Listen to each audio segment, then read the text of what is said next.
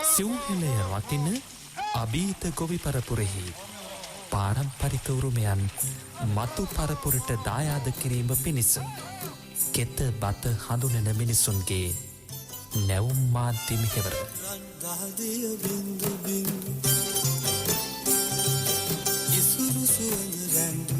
රන්දියවර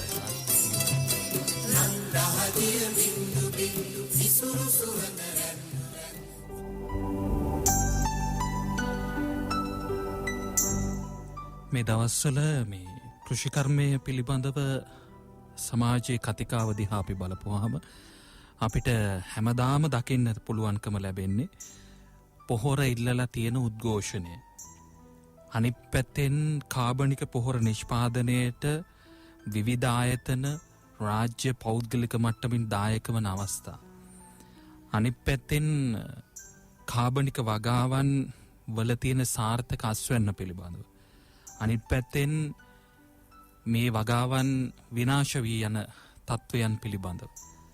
සහ ජනාධිපතිවරයා ඍජුව රසායනික පොහොර කෘමිනාශක වල්නාශක තහනම් කරලා මේ ගත්ත ක්‍රියාමාර්ගයත් එක්ක රාජ්‍යයක් විදිහට කෘෂිකර්ම දෙපාර්තමේන්තුව ඇතුළු රාජ්‍ය වගකීතු අංශ මේ සාර්ථක කරගන්න මේ යථාර්ථයක් කරන්නට කරන වැඩසටහන්.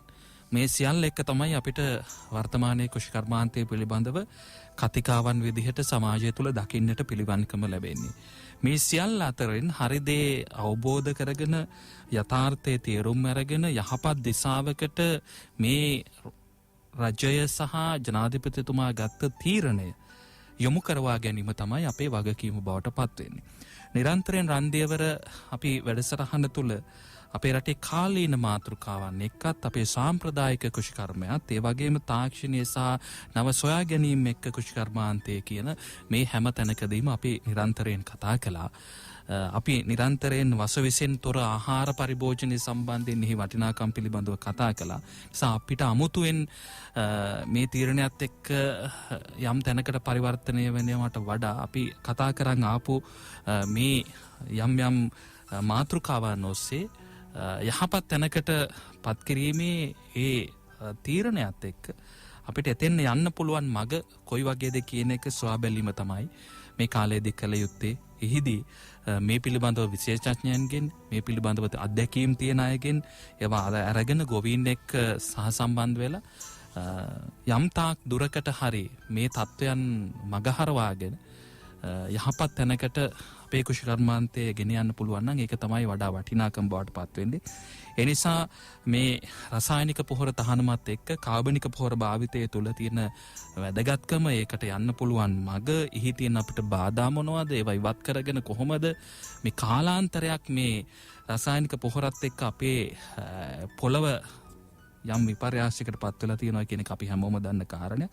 ඒ තත්ත්වය මගහරවාගෙන කොහොමද අපි කටයුතු කරන්නට ඕනේ. ඉතින් මේවා පිළිබඳව තමයි වර්තමානයේ අපේ රන්දියවර තුරත් අපි කතා බහ කරන්නේ. ඉතින් අද අපි අපේ වැඩසටහනට ආරාධනා කරේ විවගාව පිළිබඳව අත්දැකීම් තියෙන මහ පොළොවේ ගොවි මහත්වරුත් එක්ක නිරන්තර විවගාව සම්බන්ධයෙන් කටයුතු කරපු කෙනෙක්. විවගාව පිළිබඳ ප්‍රධාන කෘෂි විශේෂඥ රෝහණ තිලකසිරි මහත්මයා. සුබ දැසනක්. සුබ දැසනක්. දැන් අපි රෝහණ මහත්තයා මේ සාම්ප්‍රදායික කෘෂිකර්මය අපේ මුතුන් මිත්තු ගත්තාම අපි කියනවා මේ ගොවි රජවරු කියලා.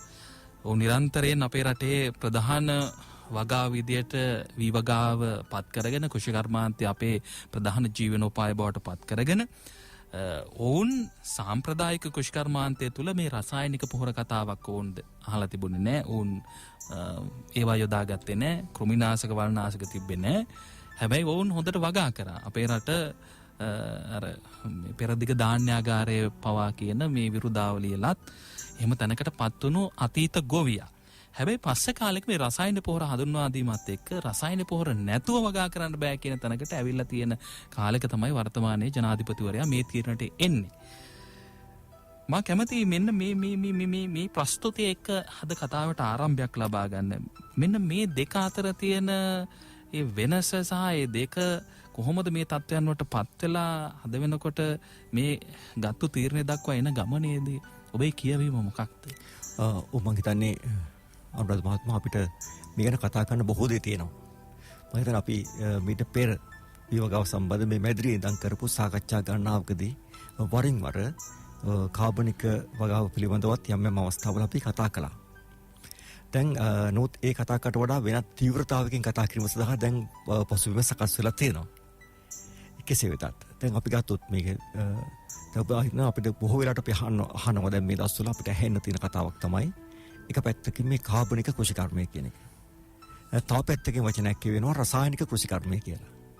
එතකොට මේ ඇතැම් අය මේ සාකච්ඡාවලදී අපි දකිනවා මේ කාබනික කෘෂිකර්මය රසායනික කෘෂිකර්මය කියන මේ වචන දෙක පාවිච්චි කරනවා. ඇත්තටම අනුරාධ මහත්මයා මේක මේ විදිහේ නිර්වචනයකට මම හිතන්නේ විතරම සුදුසු නැහැ. මේ කාබනික කරත් භාවිතා කරත් රසායනික භාවිතා කරත් මේ කෘෂිකර්මය කියන්නේ කෘෂිකර්මය. කෘෂිකර්මය කියන්නේ එක දෙයක්. එතකොට මෙතනදී භෝගයකින් අපි යම්කිසි අස්වැන්නක් ගන්නකොට ඒ අස්වැන්න ලබා ගැනීම සඳහා භාවිතා කරන පෝෂක කාබනිකව ලබා දෙන රසායනික ලබා දෙන කියන එක තමයි මෙතනදී වෙනස් වෙන්නේ. ඒ කාබනිකව ලබා දීලා හදන නිෂ්පාදනයක් අපි කියනවා කාබනික නිෂ්පාදනය කියලා. එතනදී හැබැයි පොහොර පමණක් නෙවෙයි. පොහොර වලට අමතරව අනිකුත් කෘෂි රසායන කිසි දෙයක් භාවිතා නොකර කරන එක තමයි ඒ නිෂ්පාදනය අපි නිෂ්පාදනයක් වශයෙන් හඳුන්වනවා කාබනික නිෂ්පාදන කියලා. ඒ වගේම අනිත් පැත්තෙන් ගත්තාම ඒ සඳහා රසායනික පොහොර භාවිතා කරලා ඒ වගේම මේ සඳහා අනිකුත් කෘෂි රසායන ද්‍රව්‍ය භාවිතා කරලා අවශ්‍ය අවස්ථාවලදී කරන නිෂ්පාදන සාමාන්‍ය ගොවිපළ නිෂ්පාදන. ඒතර මෙන්න මේක තමයි කාබනික සහ කාබනික නොවන කියන නිර්වචන දෙකට එන්නේ. මෙතනදී මේ බොහෝ දෙනෙක් පටල ගන්න කතාව තමයි රසායනික පමණක් කියන වචනේ අපි භාවිත කරන නොකල යුත්තේ. මොකද අපි ඇත්තටම මේ කෘෂි කර්මාන්තය තුළ කාබනික රසායනික කියන ක්‍රම දෙකටම පෝෂණය ලබා දිය යුතු කියන තමයි මම හිතන්නේ අපි පහුගිය කාලේ පුරාම අපි කතා කරේ. ඒ කියන්නේ තනිකර රසායනික ද්‍රව්‍ය වලින් පමණක් රසායනික පෝෂක වලින් පමණක් වගාව නොකල යුතුයි. පසේ තත්ත්වය රැක ගැනීම සඳහා කාබන් ද්‍රව්‍ය එක්කල යුතුයි කියන මේ ඒකාබද්ධ ශාක පෝෂණය කියන කතාව අපි දිගින් දිගටම කතා කරා. දැන් අර අපි ගත්තොත් ඇයි මේ රසායන ද්‍රව්‍ය භාවිත කරන පෙළඹුණේ ඔබ අහපු ප්‍රශ්නේ මගින්. ඇයි අපේ අතීත ගොවියා රසායන ද්‍රව්‍ය භාවිතා නොකර රසායනික පොහොර භාවිතා නොකර ස්වභාවිකව ගොවිතැන් කරපු ගොවියා ඇයි පරිවර්තනය වුණේ මේ රසායන ද්‍රව්‍ය භාවිතා කරන්න? ඒ ප්‍රශ්නේ හඳුනාගත්තොත් අපිට ආපහු යන්න පුළුවන් මුල් තැනට. එතනදී උනේ ඔබ දන්නවා අපේ අතීතය ගත්තොත් අපේ ගොවි මහතුරු තමයි හිටියේ හැමදෙනාම. මේ අද වගේ සමාජ සංකීර්ණ නැහැ. මේ වගේ විවිධ රැකියා ශේෂ්ත්‍ර තිබුණ නැහැ. හැම කෙනාම කරේ Tamanට අවශ්‍ය ආහාර ටික නිෂ්පාදනය කරගත්ත එක. අපේ පැරණි ගැමි ජීවන රටාව තුළ හැම පවුලකම ඒ පවුලේ විශාල පිරිසක් හිටියා. මොකද ඒගොල්ලෝ අර මහා ගෙදර කියන සංකල්පය තිබුණේ.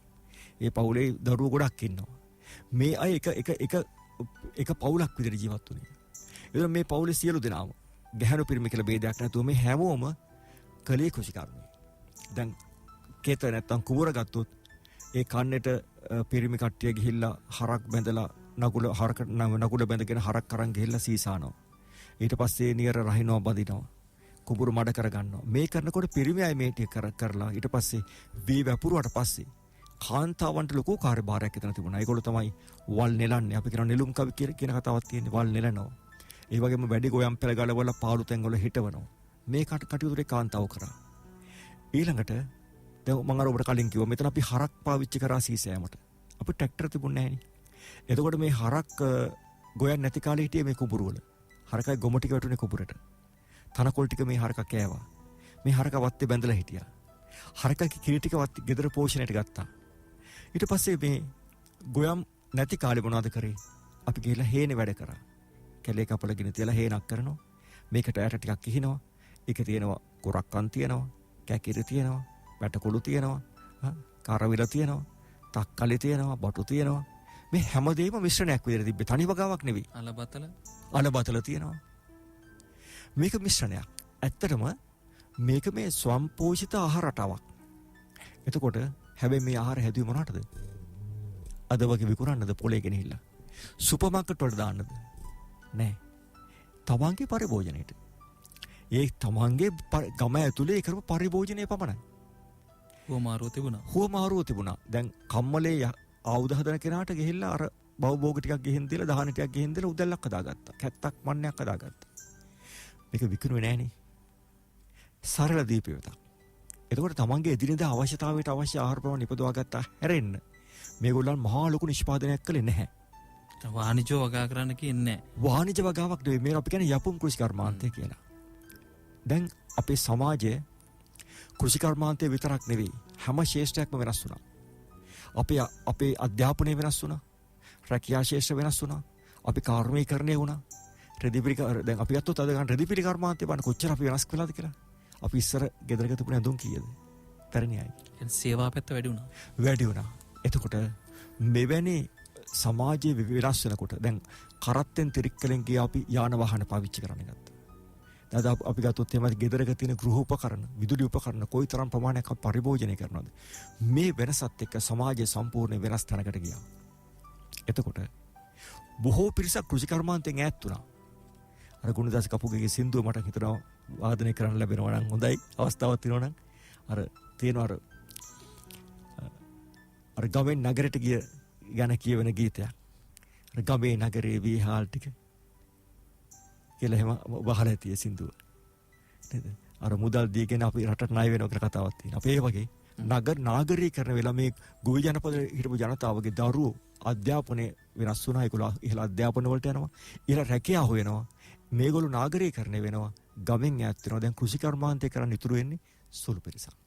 දැන් අපිට වැඩි පිරිසකට ආහාර සපයන්න වෙලා තියෙනවා සුළු පිරිසකකින්. මෙන්න මෙතන තමයි වාණිජ කෘෂිකර්මය කියන එක අපිට එන්නේ. තමන්ට අවශ්‍ය ආහාර ප්‍රමාණය නෙවෙයි දැන් නිපදවන්නේ. මේ හදන නිෂ්පාදනය විකුණලා ගන්න සල්ලි වලින් තව බොහෝ දේවල් ඒගොල්ලන්ට කරන්න තියෙනවා. දරුවන්ට ගොන්නන්න තියෙනවා, පොත්පත් ගන්න තියෙනවා මේ දේවල්.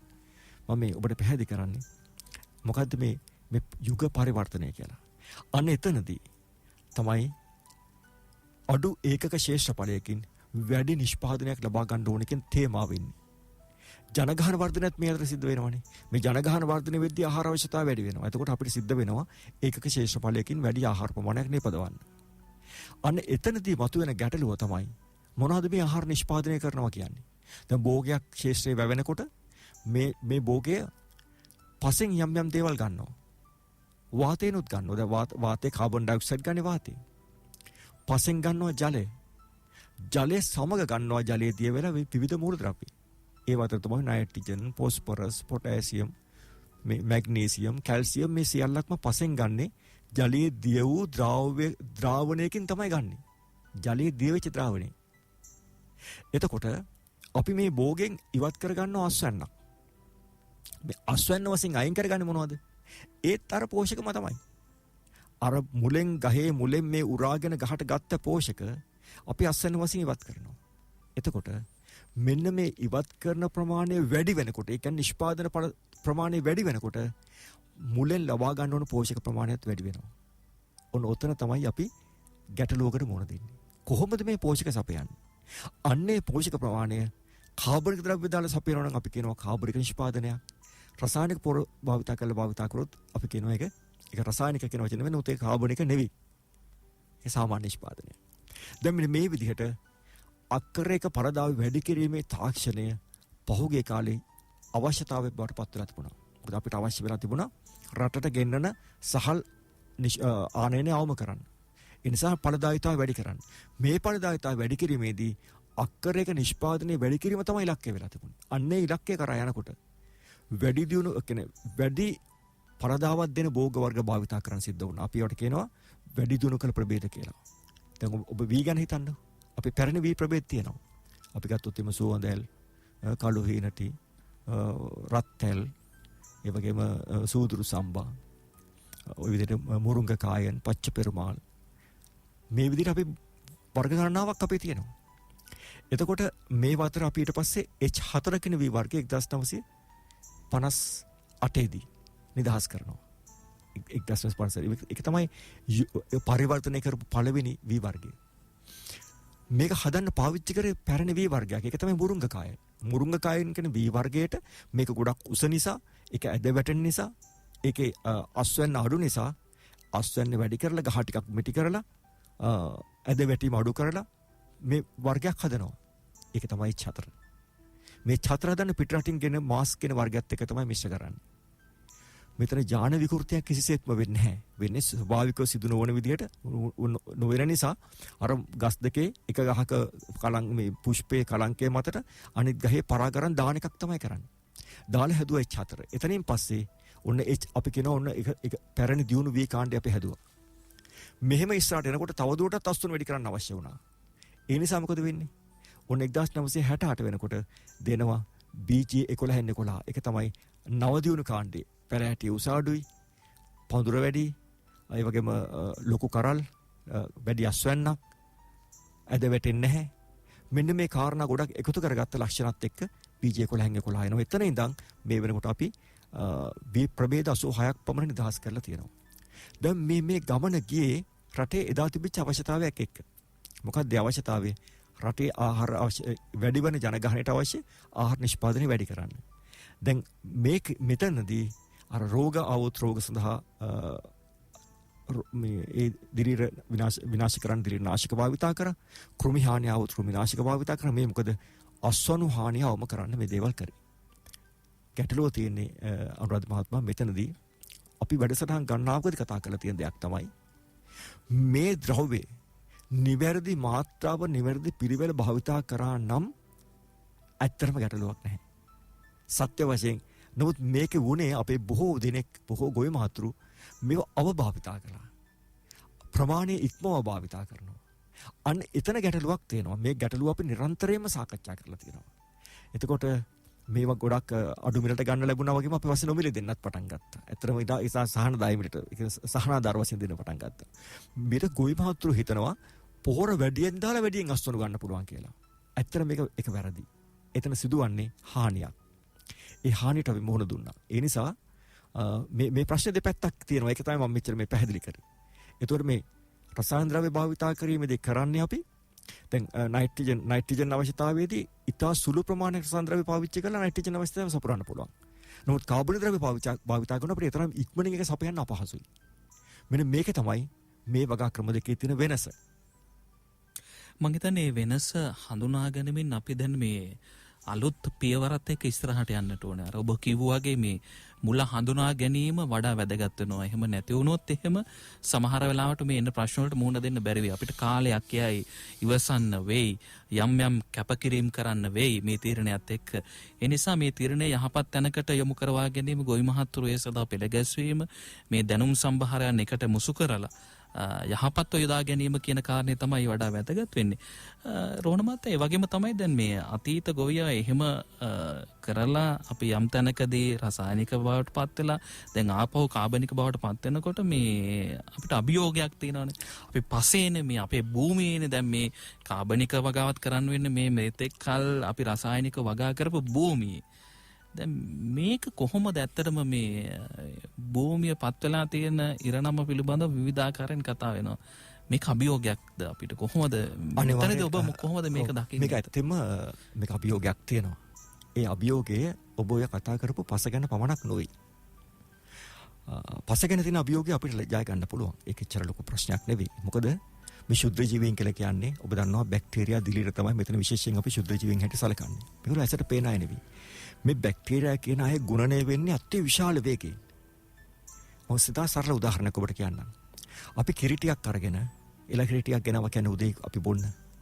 මේ කිරිටික අපි රත් කරලා අපි එක කෝප්පයක් බීලා ඊටු ටික අපි තියලා තිබුණොත් කොච්චර වෙලාවක අපිට ආරක්ෂිතව තියන්න පුළුවන්ද? නැවත භාවිත කළ හැකි බර.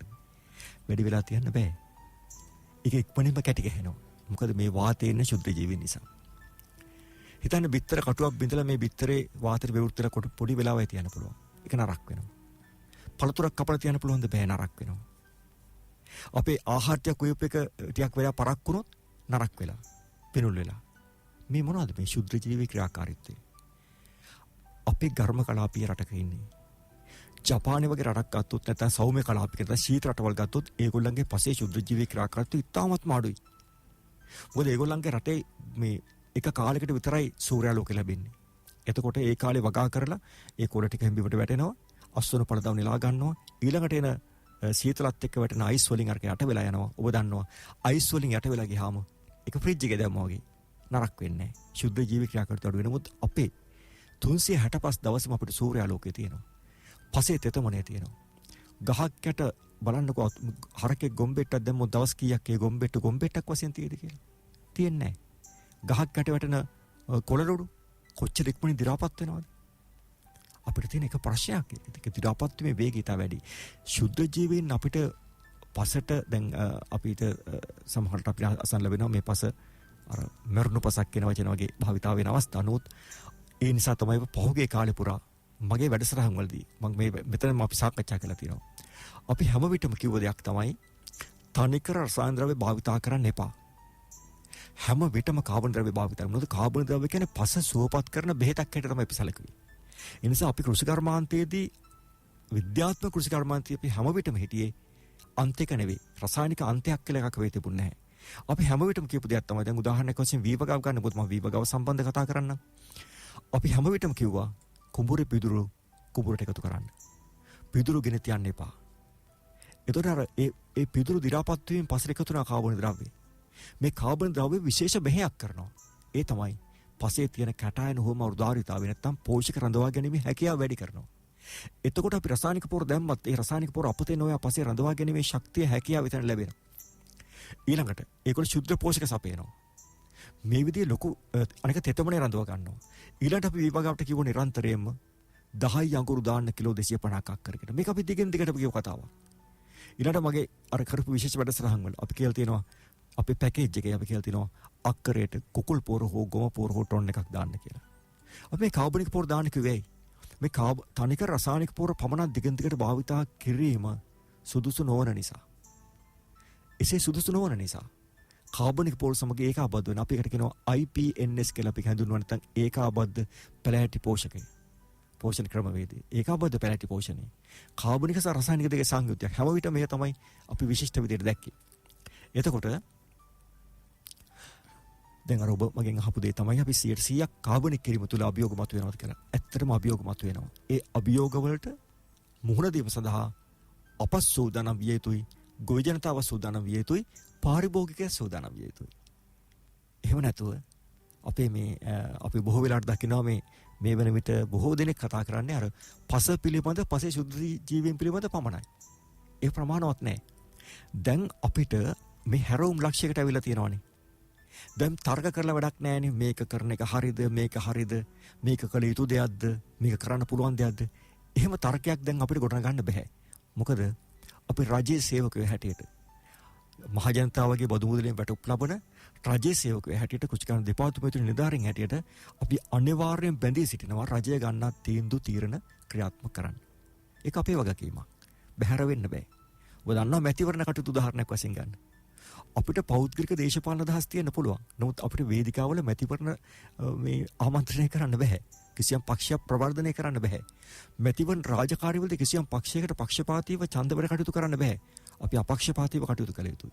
මෙතනදිත් ගැසට් එකක් මගෙන් නිවේදනය කරලා ගැසට් තීන්දුවක් මගෙන් දීලා තියෙන මේ ප්‍රතිපත්තියක් රජය ගත්තා නම් අපේ පෞද්ගලික මතමතාන්තර පසෙක තියලා එය සාක්ෂාත් කරගන්න අපි කැප වෙන්න ඕනේ. එතන තමයි දැන් අද අපිට අපි ඉන්නේ එතන.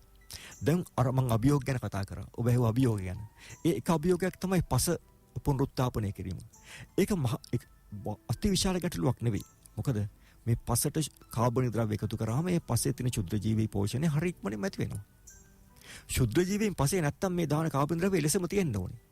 අපිට මෙතෙක් කල් තිබිච්ච ප්‍රශ්නයක් තමයි අපි පිදුරු දැම්මත් කොළපෝර දැම්මත් මොනෝ දැම්මත් පසේ මේක තියෙන්නේ නැහැ. මේක ක්ෂණිකව ජීර්ණ වෙනවා. ඒ ශුද්ධ ජීවී ක්‍රියාකාරීත්වය වැඩි නිසා. ඒක තමයි සත්‍ය කතාව. ඒ නිසා ශුද්ධ ජීවීන් පිළිබඳව අපි බොහෝසේ කලබල වෙන්න ඕනේ නැහැ. ඒ ඇති කර ගන්න පුළුවන්. එතකොට දැන් කාබන් ද්‍රව්‍ය අපිට ප්‍රශ්නයක් තිබුණා කාබන් ද්‍රව්‍ය මේ සපයා ගැනීම සම්බන්ධව. දැන් මේක සාධනීය පැත්තක් එක. දැන් ගොවි ජනතාව කඩේ මුඩියේ මේ සඳහා ද්‍රව්‍ය එක්ස්ට්‍රැක්ට් කිරීම අපි දකිනවා. දැන් මම ගිය සතියේ කලින් සතියේ මම නොච්චියාගම් ප්‍රදේශයේ ගියා. ඒ ප්‍රදේශයේ මගේ තිබිච්ච ව්‍යාපෘති පිළිබඳ පරීක්ෂා කරන්න. ඒ යනකොට මම දැක්කා මේ ගවය නැති කරන මිනිස්සෙක්. එයා ගෙන්නව හරක් දෙන්නෙක්. එයා මට කියනවා ඉස්සර මහත්තයා මගේ හරක බඳින්න දෙන්නේ නැහැ වත්තක මිනිස්සු බනිනවා. දැන් මට ආරාධනා කරනවා හරක බඳින්න ඇවිල්ලා කියලා. දැන් හරකගේ කිරි වලට වඩා ගොම සඳහා ඉල්ලුම් වැඩි. අමු ගොම කිලෝ එකකටත් මිලක් යාකුවා. මෙන්න මේ මිලට දැන් ගොම ඉල්ලනවා කියලා කට්ටිය. කොම්පෝස් හදන්න. අතිශයම සන්තෝසයි. ඒ හොඳ නැඹුරුවක්.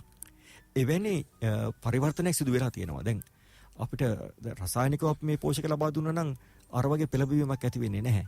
මොකද ඒ පහසුයි නෙමෙයිද? අපි ඔළුව බිම තියාගෙන කිව්වත් අපි කොයිතරම් වැඩසටහන් වල සාකච්ඡා කරත් අපි මොනතරම් පුහුණු වැඩසටහන් කරත් ওই කාබන් ද්‍රව්‍ය දාන කියන කතාව පිළිබඳ ගොවි මහතුරු නම්ම ගැනීම හරි අපහසු කාර්යයක් වෙලා තිබුණා. දැන් හැබැයි ඒක පහසුවෙන් සිද්ධ වෙනවා. දැන් හැමෝම මොනවා හරි ආකාරයකට ග්‍රේඩ් සීඩියා ක්වොලිටියක් හරි දාලා මේක මොකක් හරි හදන්න උත්සාහයක ඉන්නවා. ඒ නිසා කිසියම් එතන ඒක අභියෝගයක් තමයි මේ අවශ්‍ය පෝෂක ප්‍රමාණය සපය ගන්න එක. ඒ සඳහා රජයේ වැඩ පිළිවෙළවල් තියෙනවා. දැන් අපි දකිනවා විවිධ ස්ථානවල මහා පරිමාණයෙන් මේ කාබන් ද්‍රව්‍ය නිෂ්පාදනය කිරීමේ නිෂ්පාදනාගාර ආරම්භ කරමින් පවතිනවා. දැන් ඒක පමණක් නෙවෙයි අභියෝගය මම ඔබට කිව්වේ.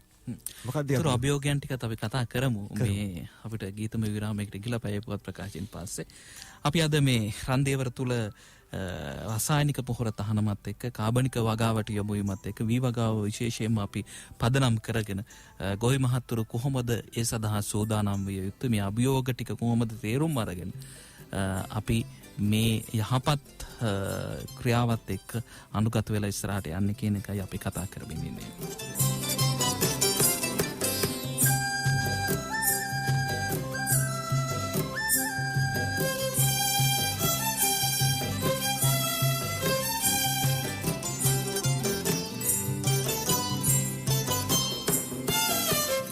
දහදිය බින්දු බින්දු ඉසුරු සුවඳ රැඳු රැඳු දහදිය බින්දු බින්දු ඉසුරු සුවඳ රැඳු රැඳු ගති නිහලා ගයමු රන් ගොයමේ සින්දු සින්දු රන් ගොයමේ සින්දු සින්දු රන් ගොයමේ සින්දු සින්දු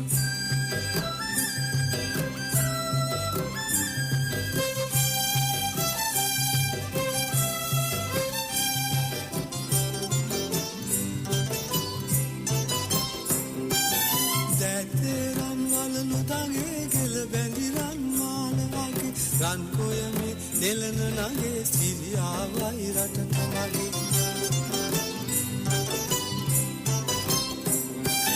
දැතරන් වලලු තගේ ගෙල බැඳි රන් මාලයාගේ රන් කොයමේ දෙලන නගේ සිරියාවයි රටට මගේ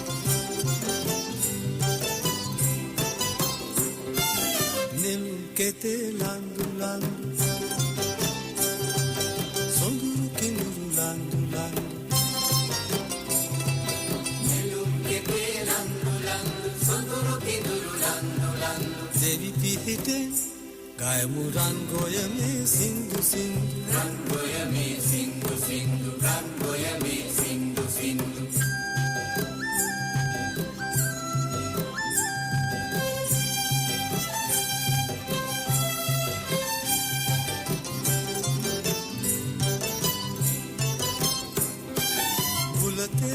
දුටිනි තොලේ මට නොවේදෝ මුකුළු කලේ රන් ගොයමේ හෙලන කලේ මන බැඳුනා පබුළු ඇලේ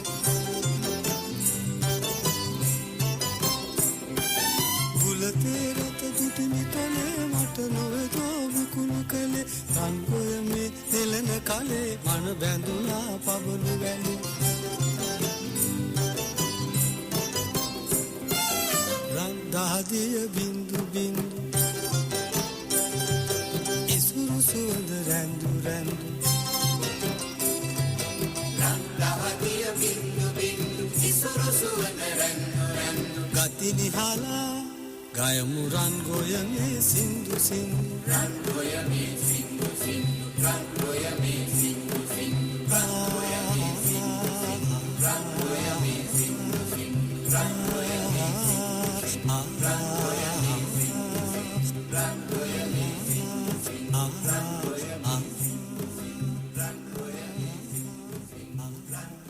දැයි අනාගතය අස්වද්දන්නට දිවි වඩන ගොවි පරපුර වෙනුවෙන් කෙත බත හඳුරන මිනිසුන්ගේ නැවුම් මාධ්‍ය මෙහෙවර රන්දියවර අපේ දුරකථන අංක 066 22 83 600 066 22 83 601 අපි වෙන් කරවා තිබෙන ඔබට කතා කරන්න අපි මේ කතා කරන දෑ තුල යම් පැහැදිලි කර ගැනීමකට ප්‍රශ්න ප්‍රශ්නයක් තියෙනවා නම් ඒ ප්‍රශ්නයත් යොමු කරන්න හැකියාව තියෙනවා. අපි අද විවගා පිළිබඳ ප්‍රධාන කෘෂි විශේෂඥ රෝහණ තිලකසිරි මහත්මයාත් එක්ක කතා කරමින් ඉන්නේ. අපි අර පැය පොත් ප්‍රකාශයට යන්නේ ඉස්සෙල්ලා දැන් ඇත්තට මේක අභියෝගයක් විදිහට ජයගත හැකිද කියන තැනේදී පස්ස කියන එක තීරණාත්මක සාධකයක් වගේම තවත් සාධක ගණනාවක් තියෙනවා කියලා එකයි ඔබතුමා පැහැදිලි කරමින් හිටියේ. ඔව්. අපි කතා කරේ පස්සේ ශුද්ධ ජීවි ගහණය වැඩි කරගන්න එක ඇත්තම ඒක ඉතා හොඳ කළමනාකරණයකින් කරගන්න පුළුවන් දෙයක්. ඒ සඳහා අපිට අවශ්‍ය වෙන්නේ හොඳ සැලසුමක් සහ ඒක සඳහා අවශ්‍ය වැඩ පිළිවෙලක් කරන එක තමයි අපි ඉදිරියේ කතා කරමු මොනවද කරන්න පුළුවන් කියලා. කාබන් ද්‍රව්‍ය පසල එක් කිරීමේදී දැන් සාමාන්‍යයෙන් ඔබ දන්නවා දැන් පස්සේ ස්වභාවය මේක හරිය අපිට මේක නිකන් ටෙලිනාට්‍යයක හිතේ මවලා බලන්න පුළුවන් දෙයක්. පසට අපි නයිට්‍රජන් දාපුවාම පස්සේ නයිට්‍රජන් සාන්ද්‍රණය වැඩි වුණොත් අපි තුමු යූරියා පොර අපි වැඩිපුර දැම්මා කියලා.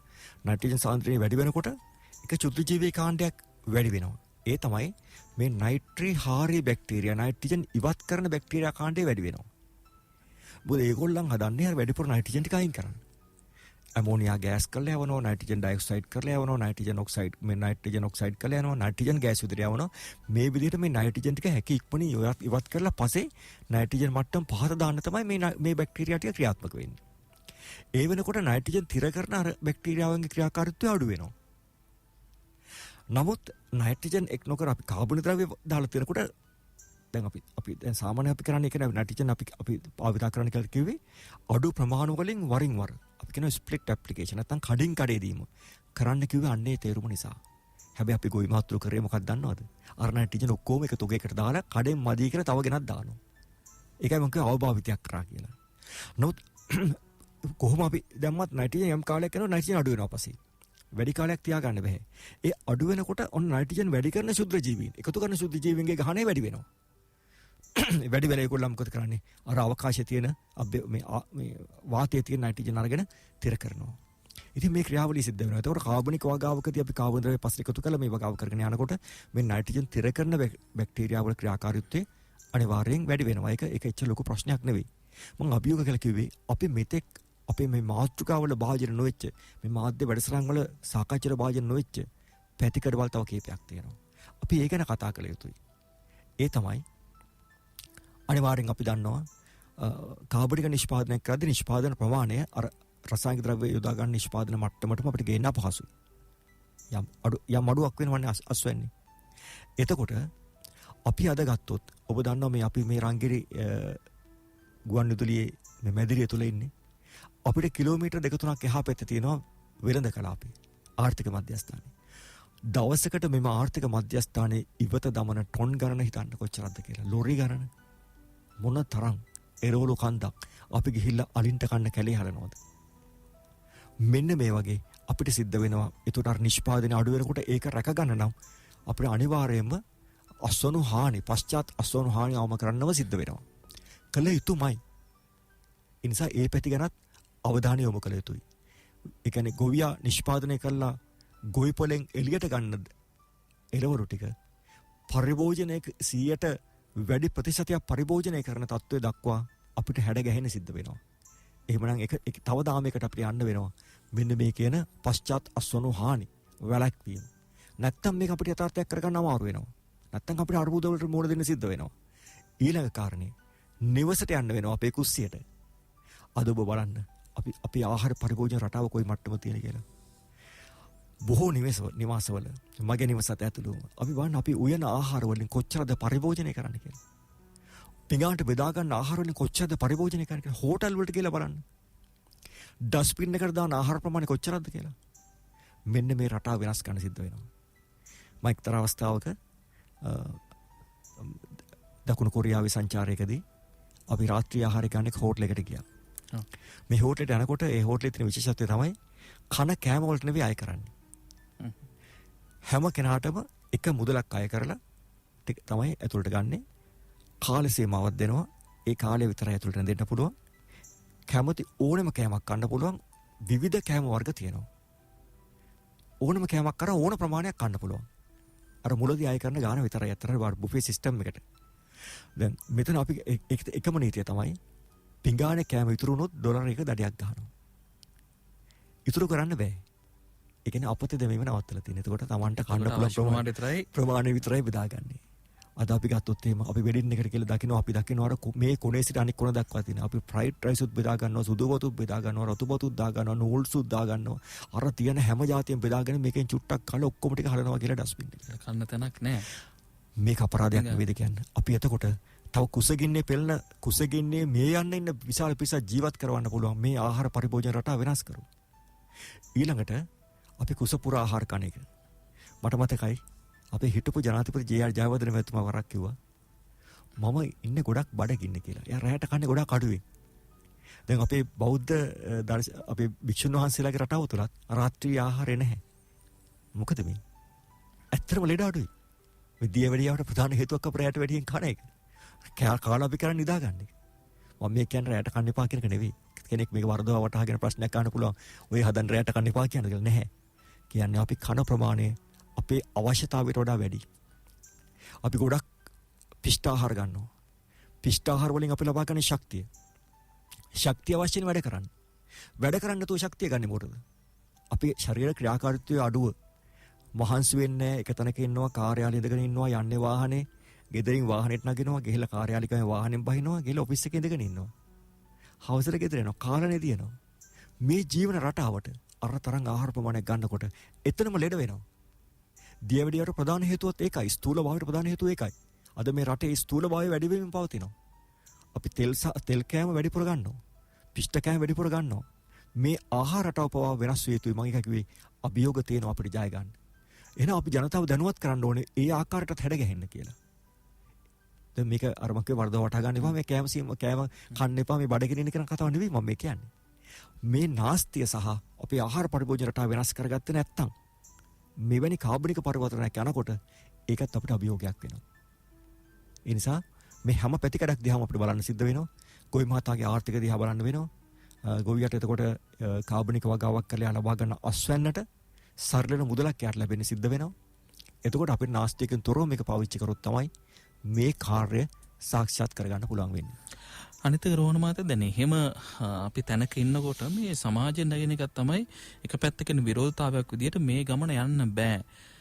ඇත්තටම මේක කාබනික වගාවට ගිහිල්ලා අපිට මේ වැඩපිළිවෙල සාක්ෂාත් කරගන්න පුළුවන්ද? විශේෂයෙන් වී වගාව පිළිබඳව අපි කතා කළොත් එහෙම මොකක්ද එතනදී අපිට ඕනම දෙයකදී ක්ෂණික පරිවර්තනයක් වෙද්දී එවැනි ප්‍රතිරෝධයක් නැගෙනවා. ඒක ස්වභාවිකයි. ඇත්තටම ඒක එහෙම දැක්මක් ඇති වෙනවා.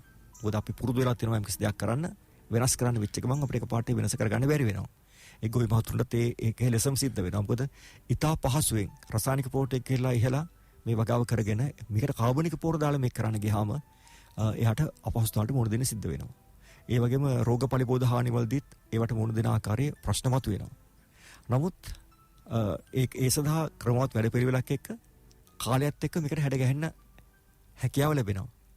වීවගාව ගත්තොත් ඇත්තටම අපි වීවගාව පිළිබඳ කරලා තියෙන බොහෝ පරීක්ෂණවල තියෙන අත්දැකීම් අනුව බතලගොඩ වී පරීක්ෂණ ආයතනයේ එක්තරා ශේෂ්ත්‍රයක් තියෙනවා.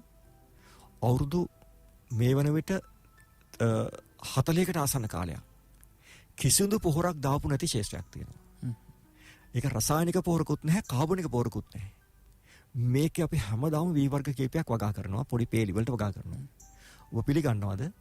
අක්කරයකට බුසල් 40ක් 50ක් අතර ප්‍රමාණය අස්වැන්නක් ගන්න පුළුවන් සමහර වී වර්ගවලින්. කිසිම යෙදවීමක් නොයදා. එතකොට ඒ කියන්නේ අපිට යම්කිසි අස්වැන්නක් ලැබෙනවා. හැබැයි අපි අර පොහොරේදීමින් ලබා ගන්න අස්වැන්න අපි අර කලින් කිව්වනේ අපි අක්කරයකට ලබා ගන්න අස්වැන්නේ ඉහළ මට්ටමක තියන් හිටියනේ. ඒ මට්ටම ලබා ගන්න බැහැ. නමුත් ඊට පහළ මට්ටමකට අපිට ස්ථාවර අස්වැන්නක් ලබා ගන්න පුළුවන්. මොකද පස ස්වභාවිකව යම් පෝෂක සපයනවා. ස්වභාවිකව පෝෂක සපයනවා. මේ සපයන ක්‍රියාවලියේදී මේ පෝෂක සපයපුවාම අපි අනිත් පැත්තෙන් අස්වැන්න ඉවත් කර ගන්නවා. ඒතර පෝෂක සැපීම සීමා කරාම අස්වැන්න ඉවත් කර ගන්න ප්‍රමාණය සීමා වෙනවා. එතකොට දැන් ලිඳක් ගන්නකෝ. ලිඳකින් අපිට වතුර පොම්ප කරන්න පුළුවන් වෙන්නේ උණන ප්‍රමාණය අනුවනේ. උණන ප්‍රමාණය අඩු වෙද්දී පොම්ප කිරීම අඩු කරන්න සිද්ධ වෙනවනේ අනිවාර්යයෙන්ම. ඒ වගේ අර ලැබෙන පිට වෙන අස්වැන්න ප්‍රමාණයට සාපේක්ෂව තමයි අර පසෙන් ලැබෙන පෝෂක වලට සාපේක්ෂව තමයි අස්වැන්න අපිට ලබා ගන්න පුළුවන් වෙන්නේ. ඉතින් මෙන්න මේ සමතුලිතතාවය ඇති වෙනවා. එතකොට යම් අස්වැන්නක් අපිට ලැබෙනවා. එතකොට අපි තව පරීක්ෂණ කරලා තියෙනවා එකම ස්ථානයක වෙන වෙනම මේ ලියදී 4ක එකක් කිසිම යෙදුමක් නැහැ. රසායනිකත් නැහැ, කාබනිකත් නැහැ. අනිත් එක කාබනික පමණයි. අනිත් එක රසායනික පමණයි. අනිත් එක කාබනික සහ රසායනික එකතුව. දැන් මෙතන අපි බලනකොට කාබනික රසායනික දෙක එකතුව තමයි අපි වැඩි අස්වැන්නක් ගත්තේ. කාබනික පමණක් යොදු එකෙත් අපි අස්වැන්නක් ගන්නවා. හැබැයි ඒක මුකුත් නොයොදනකට වඩා වැඩි අස්වැන්නක් අපි ගන්නවා. ඉතින් ඒතර අස්වැන්නක් ලබා ගන්න පුළුවන්. නමුත් අර ගැටලු වෙනවා. වල් මර්ධනය වගේ දේවල්, කෘමි රෝග පාලනය වගේ දේවල්, රෝග පාලනය වගේ දේවල්. ඒවටත් අපිට හැඩ ගැහෙන්නට සිද්ධ වෙනවා. මොකද දැන් මේ තීරණය හරවන්න බෑනේ. දැන් අපි තීරණයට අපි හැරෙන්න ඕනේ. ඒ සඳහා ගොවි මහතුරු හැරෙන්න ඕනේ. ඒකට මුහුණ දෙන්නේ කොහොමද කියන එක තමයි අපිට අද දවසේ සාකච්ඡාව විය යුත්තේ. හරි. දැන් අපි දැන් මේ දවස්වල නම් ගොඩක් අය අස්වැන්න නෙලන කාලේ මේ සහතික මිලකුත් දීලා තියෙන රජය විසින් අපි එතෙන්ටත් එමු. ඊට පෙර මා කැමති දැන් ඊළඟ කන්‍ය සඳහා සූදානම් වෙන ගොවි මහත්තයෙක් නම් දැන් මේ තීරණයත් එක්ක මේ කාබනික කෘෂිකර්මයත් එක්ක තමයි ඔහුට ඊළඟ කන්‍යද විවකාව කරන්න සිද්ධ වෙලා තියෙන්නේ. එතකොට එතන ඉඳලා අපි කතා බහ පටන් ගමු. අපිට ඇමතුමක් තියෙන අවස්ථාව දීලා ආයිබෝවන් ඔබට. ආයිබෝවන්. ඔව් කවුද ඔබ කොහෙන්ද කතා කරන්නේ?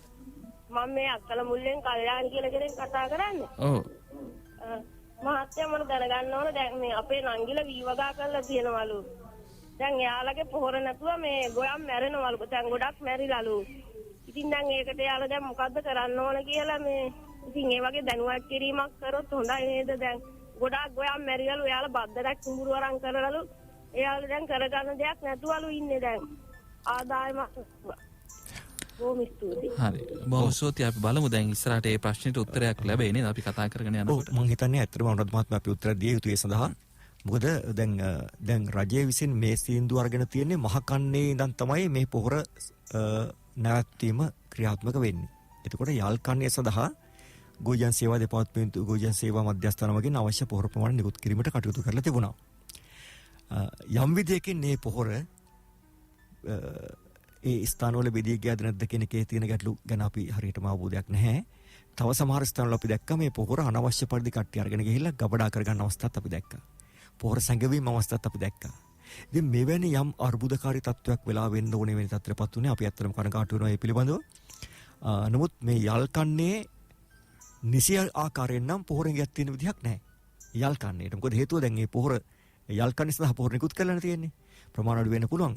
එතකොට ගෝජන් සේවකෙන් මම හිතන්නේ ඔබතුමීට තියෙන හොඳම දේ තමයි ඒ නංගිලට පුළුවන් ගෝජන් සේවකයට කියලා කතා කරලා මේ කන්නේ සඳහා තමයි ලැබෙන්න ඕන පොහොර ප්‍රමාණය ලබා ගන්න අවශ්‍ය කටයුතු කරන්න. නමුත් මේ වෙලාවේ කඩිනමින් දැන් ගොයම මැරී යනවා කියන එකදී හැබැයි ඉතින් ගොයම මැරී යම නෙමෙයි ගොයම ගොඩක් දුර්වල වීම තමයි සිදු වෙන්නේ. මැරී යනවා නම් ඇත්තේ වෙනත් හේතුවක්. සමහර වෙලාවට ජලය හිඟ වෙන්න පුළුවන් වෙනත් කෘමි හානියක් තියෙන පුළුවන්. එහෙම දෙයක් වුණොත් තමයි මැරී යන්න පුළුවන්. මොකද පොහොර යදුවේ නැහැ කියලා ගොයම මැරෙන්න විදිහක් නැහැ. ගොයම් කහ වෙන්න පුළුවන්. අස්වැන්න අඩු වෙන්න පුළුවන්. නමුත් ඒ වගේ අවස්ථාවක ශනිකව කාබනික පොරක් දැම්මා කියලා ඉවරලා අපිට එතනින් විසඳුමක් කරන්න බෑ. ඒ සඳහා ඔබට දැන් තියෙන්නේ මේ කන්නේ සඳහා කාබනික රසායනික පොර ඒ නිසි ප්‍රමාණයට භාවිතා කරන්න. නිසි ප්‍රමාණය හෝ ඊට වඩා අඩුවෙන් හෝ කමන්නේ භාවිතා කරලා වගාව රැක ගන්න. හැබැයි මහ කන්නේ සඳහා තමයි අපි මේ කතා කරන්නේ කාබනික පොර වලට හැඩ ගැහෙන්න සූදානම් වෙන්න කියලා. හරි. අපි ඉදිරියට කතා කරන්න යනකොට තව පැහැදිලි වෙයි කියලා විශ්වාස කරනවා. දැන් රෝණ මාතේ දැන් මේ අපි අලුතෙන් දැන් මේ කන්නේන් පස්සේ විවගාව සඳහා යොමු වෙන කෙනෙක් වෙන්න පුළුවන්. සාම්ප්‍රදායික විවගාව කරපු කෙනෙක් වෙන්න පුළුවන්. දැන් කාබනික කෘෂිකර්මයත් එක්ක තමයි ඔහුට ඉස්සරහට යන්න වෙන්නේ. එතකොට දැන් අපි අර සාමාන්‍යයෙන් කතා කරන බීම් සැකැස්මේ ඉඳලම යම් ක්‍රමවේදයක් ඔස්සේ ගියොත් තමයි මේ වගාව සාර්ථක කරගන්න පුළුවන් කියලා. දැන් කාබනික වගාව යටතේ අපි මොන වගේ ක්‍රමවේදයක් එක්කද මේ මූලිකව අවධානය යොමු කරලා ගොවි මහත්තයා කටයුතු කරන්න ඕනි කියන තැන ඉඳන් අපි කතා කරමු. මේ අවස්ථාවක් දීලා ආයිබෝවන්. ඔව් කවුද ඔබ? ගම්පල බෝවල අශෝක ගමනායක. ඔව්. අවුරුදු 45ක විතර දෙකෙන් තියෙන ගොවි මහත්තයෙක්. ඉතින් මම මේ අවින සතුට වෙනවා මේ කාබනික පොර වලට ගිහේකට මේ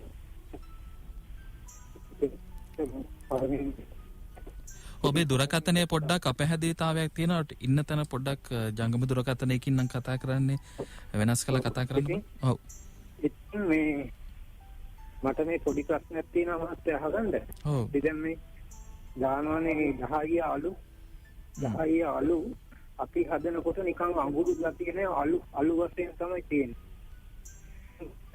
හරියට අඟුරු මේක අපි ගන්නෙ සල්ලි වලට. ඉතින් ඒක ක්‍රමේ නැති කරගන්න අපිට 10 අගුල් හදාගන්න ක්‍රමේ පොඩ්ඩක් කියලා දෙන්නත් හොඳයි කියලා කියනවා. හොඳයි බොහොම ස්තුතියි. මේ මම හිතන්නේ ඊට වැදගත් ප්‍රශ්නයක්. ඒ ගැන උනන්දුවක් දක්වන එක ගැන අපි සතුටු වෙනවා. මේ 10 අඟුරු හදාගන්න එකට කලින් මම කියන්නේ 10 අඟුරු කොයිතරම් වැදගත්ද කියලාත්. මේ ප්‍රශ්න ආපු නිසා කියන එක හොඳයි. මොකද මේ 10 අඟුරු වලින් අපි බලාපොරොත්තු වෙන්නේ පොහොර නෙවෙයි. සමහර කෙනෙක් හිතන්න පුළුවන් මේ 10 අඟුරු වලින් පොහොර බලාපොරොත්තු වෙනවා කියලා. 10 අඟුරු කරන්නේ පසේට ලැබෙන පොහොර එකතු කරලා තියාගන්න එක.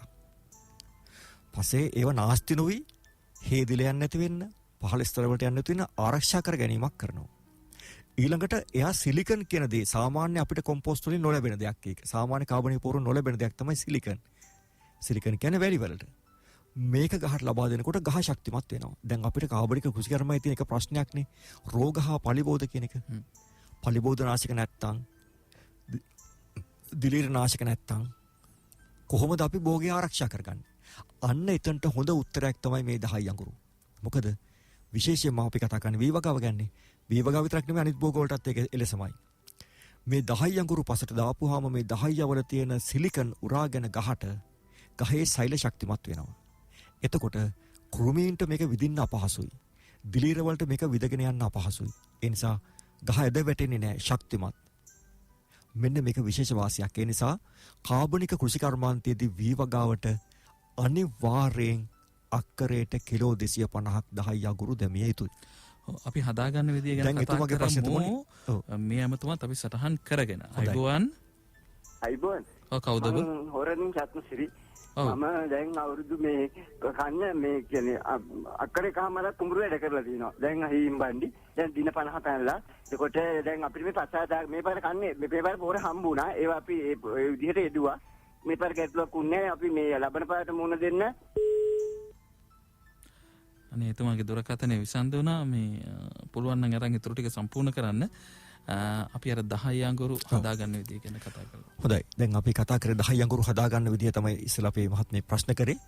අපි සාමාන්‍යයෙන් මේකදී අර හිස් ඩීසල් බැරල් එකක් අරගෙන හදාගන්නර කුන්තාන් බැරල් කියලා අපි කියනවා. මෙන්න මේ ක්‍රමය තමයි අපි සම්මත ක්‍රමයේ හැටියට නිර්දේශ කරලා තියෙන්නේ. මම ඒ ගැන කියන්න මේ කාලේ ගත කරන්නේ නැහැ. මොකද මේ බැරල් එක අපි හදාගන්නකොට ගොවි මාතෘක හදාගන්නෙත් නැහැ. හදලා අපි ව්‍යාපෘති වලින් දුන්නත් ඔක පරිස්සම් කරගෙන වෙන්නෙත් නැහැ. මොකද හේතුව එකපාරක් පාවිච්චි කරලා පිළිකන්නේ තිබුණා තිබුණාට පස්සේ ඊළඟ කන්නේ වෙනකොට ඒක දි รา පත් වෙලා. ඉතා සරල ක්‍රම තියෙනවා මේ 10 අඟුරු හදාගන්න.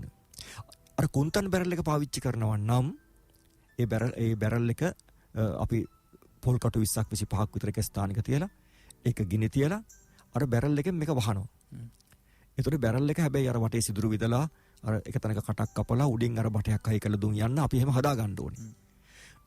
දැන් මේ බැරල් එක හොඳට රත් වුනහම ඒ රත් වුණාද කියලා බලන්න පුළුවන්. අපි 10 ටිකක් කරගෙන බැරල් එක උඩ දාපුවාම නිකන් දුන් දාන මට්ටමට ආවොත් අපි දන්නවා බැරල් එක හොඳට ගිනියම් වෙලා තියෙන්නේ. හොඳට ගිනියම් වුනහම බැරල් එක වටේටම අපි 10 පුරවනවා. මේ වටේටම ගොඩ ගහනවා කන්ද වගේ. බැරල් එක මැද්දේ වටේට කන්ද වගේ ගොඩ ගහනවා. දැන් මේ අඟුරු දුන් දදා කර වෙනවා. මේ කර වෙනකොට අපි පැයක් දෙකක් විතර ගියාට පස්සේ සවලක් අරගෙන අර ඇතුලේ තියෙන 10 පිටතත් පිට තියෙන 10 ඇතුළටත් යන පරිදි මිශ්‍ර කරලා කලවම් කරනවා. කලවම් කරලා නැවත ගොඩ ගහනවා. මේ විදිහට 3 වතාවක් විතර ගොඩ ගහුවට පස්සේ එකාකාරීව මේ 10 ටික කළු පාට අඟුරු බවට පත් වෙනවා. ඊට පස්සේ අපිට පුළුවන් මේක තුනී කරලා වතුර ගහලා නිවන්න. හැබැයි මේ නිවන එක පරක් වුණොත් තවදුරටත් මේක තිබුණොත් අර අලු තත්ත්වයට පත් වෙනවා. දැන් මේ ක්‍රමයේ කරගෙන යන අතරේ අපිට ලැබිච්ච අත්දැකීම් තමයි තව සරල ක්‍රමයක් තමයි අපිට කුඹුරේම මේක කරන්න පුළුවන්. කුඹුරේම අපිට තැන් වල 10 ගොඩ ගහනවා සාමාන්‍යයෙන් අපේ ඉන මට්ටම උසට. අපි හිතමු පුරෝපු බෑග් 5ක් 6ක් විතර එක තැන ගොඩ ගැහුවා කියලා කන්ද වගේ. එහෙම කඳු තැන් වල ගොඩ ගහනවා. ගොඩ ගහලා ඒක මුදුන අතින් පොඩි වලක් වගේ හාරලා පොල් කටු ටිකක් ගෙනි තියලා ගිනි ගන්නා පොල් කටු එක එක අර ගොඩවල් උඩින් තියාගෙන යනවා හවස 6ට පමණ. පහවදා උදේ 6ට පමණ ඇවිල්ලා මේක සවලෙන් කඩලා ඉසිරි වල දාලා අපිට මේක නිවලා දාන්න පුළුවන්. සවලෙන් ඉහිර වල දැම්මත් නෙවෙනවා. වතුර ටිකක් අපිට මල් බාල්දියකින් හරි ඉහලා දාන්න පුළුවන් නම් තවදුරටත් නිවා ගන්න එක පහසුයි.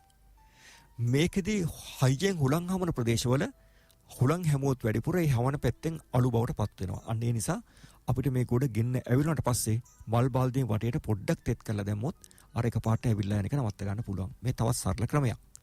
එතකොට මේ වගේ අපිට මේ Tamanට පහසු ක්‍රමයකට හදා ගන්න පුළුවන්. අර අලු බවට පත් වෙන්නේ පිච්චිල වැඩි වුණාම. ගිනි දැල්ලක් එක්ක පත් වුණොත් තමයි මේක අලු වෙන්නේ. හුළඟ වැදුනොත් ඒත් අලු වෙනවා. අර මේ මහත්මයාට විච ප්‍රශ්න එක තමයි. ඒ නිසා තව ක්‍රමයක් තමයි අපිට මේක වලක් කපලා 10 ටික වලට දාලා උඩින් පොල් කටු දෙකක් පත්තු කරලා දාන්න. ඒත් අඟුරු බවට පත් වෙනවා. මං හිතන්නේ දැන් මේ අවබෝධයත් එක්ක මම අර පළවෙනිට අහපු කාරණයට යමු රෝහණ මහත්තයා. දැන් මූලිකව අපි වීගොවිතැනට යනකොට බිම් සැකැස්මේ ඉඳලා යම් ආකාරයක ක්‍රමවේදයක් එක්ක කටයුතු කරන්න ඕනේ කියලා අපි හැම වෙලාවකම කිව්වා. කන්නයක් ආරම්භ වෙනකොට අපි විශේෂයෙන් වැඩසටහනක් කරගෙන ඒ ගැන කතා කළා. දැන් මේ කාබනික කෘෂිකර්මයත් එක්ක විවගාව සඳහා සෝදානම් වෙන්න අපේ ගොවි මහත්තුරු ඊළඟ කන්නේදී මේ බිම් සැකසීම ඉඳලා කොයි විදියටද මේ ක්‍රමානුකූලව යන්න ඕනේ කියන එක කියන අපි කතා කරමු. ඔව් අනිවාර්යෙන්. මම හිතන්නේ අපි දෙදෙනා මේ මැදිරියේ සිට මේ මාතෘකා පෙළ මම හිතන්නේ අවස්ථා 7-8ක් කතා කරලා තියෙනවා. දැන් මේ කතා කරපු එකේ හැමතුම අපිට තියෙනවා අරගෙනමද? අරගෙනම. විසන්තුනේ. ආයිබෝන්. අයිබෝන් මං හොරන්නේ අතසිරි. මම කුඹුරුවක් කරේ කහමාරක් කර කර තිනවා පොර හම්බුණා. ඒක දැන් ඒ විදිහට යොදලා තිනවා. දැන් දින 50ක් දැන් හිම්බන්ඩි.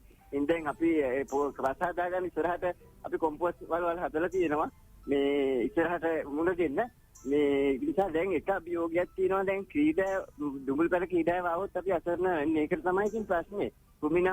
කුමි විනාශක වරක් මේ නතර කරපු නිසා ඒක ලොකු මේ ප්‍රශ්නයක් වෙනවා. ඒකට මුණ දෙන්න. ඒක තමයි මහත්යාගෙන් දැනගන්න ඕනේ. තවත් ගෙදර මේ අලු එකෙන් එතනින් ගියාම ඒ වගේ ඒවා ගැලපෙන්නේ නැද්ද? අර කොම්පෝස්ට් එකට දාන්න කියලා මම ඔබතුමාගෙන් අහන්න කැමතියි. කොහොම ඉස්සරහට?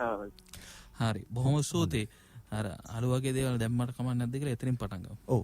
ඇත්තටම හදන කොම්පෝස්ට් වල සාමාන්‍යයෙන් අපි එකතු කරගන්න ওই කොළ පොහොර වගේ දේවල් එකතු කරලා හදා ගන්න කොම්පෝස්ට් වල සාමාන්‍ය ෆොස්ෆරස් ප්‍රමාණය ඉතා අඩුයි.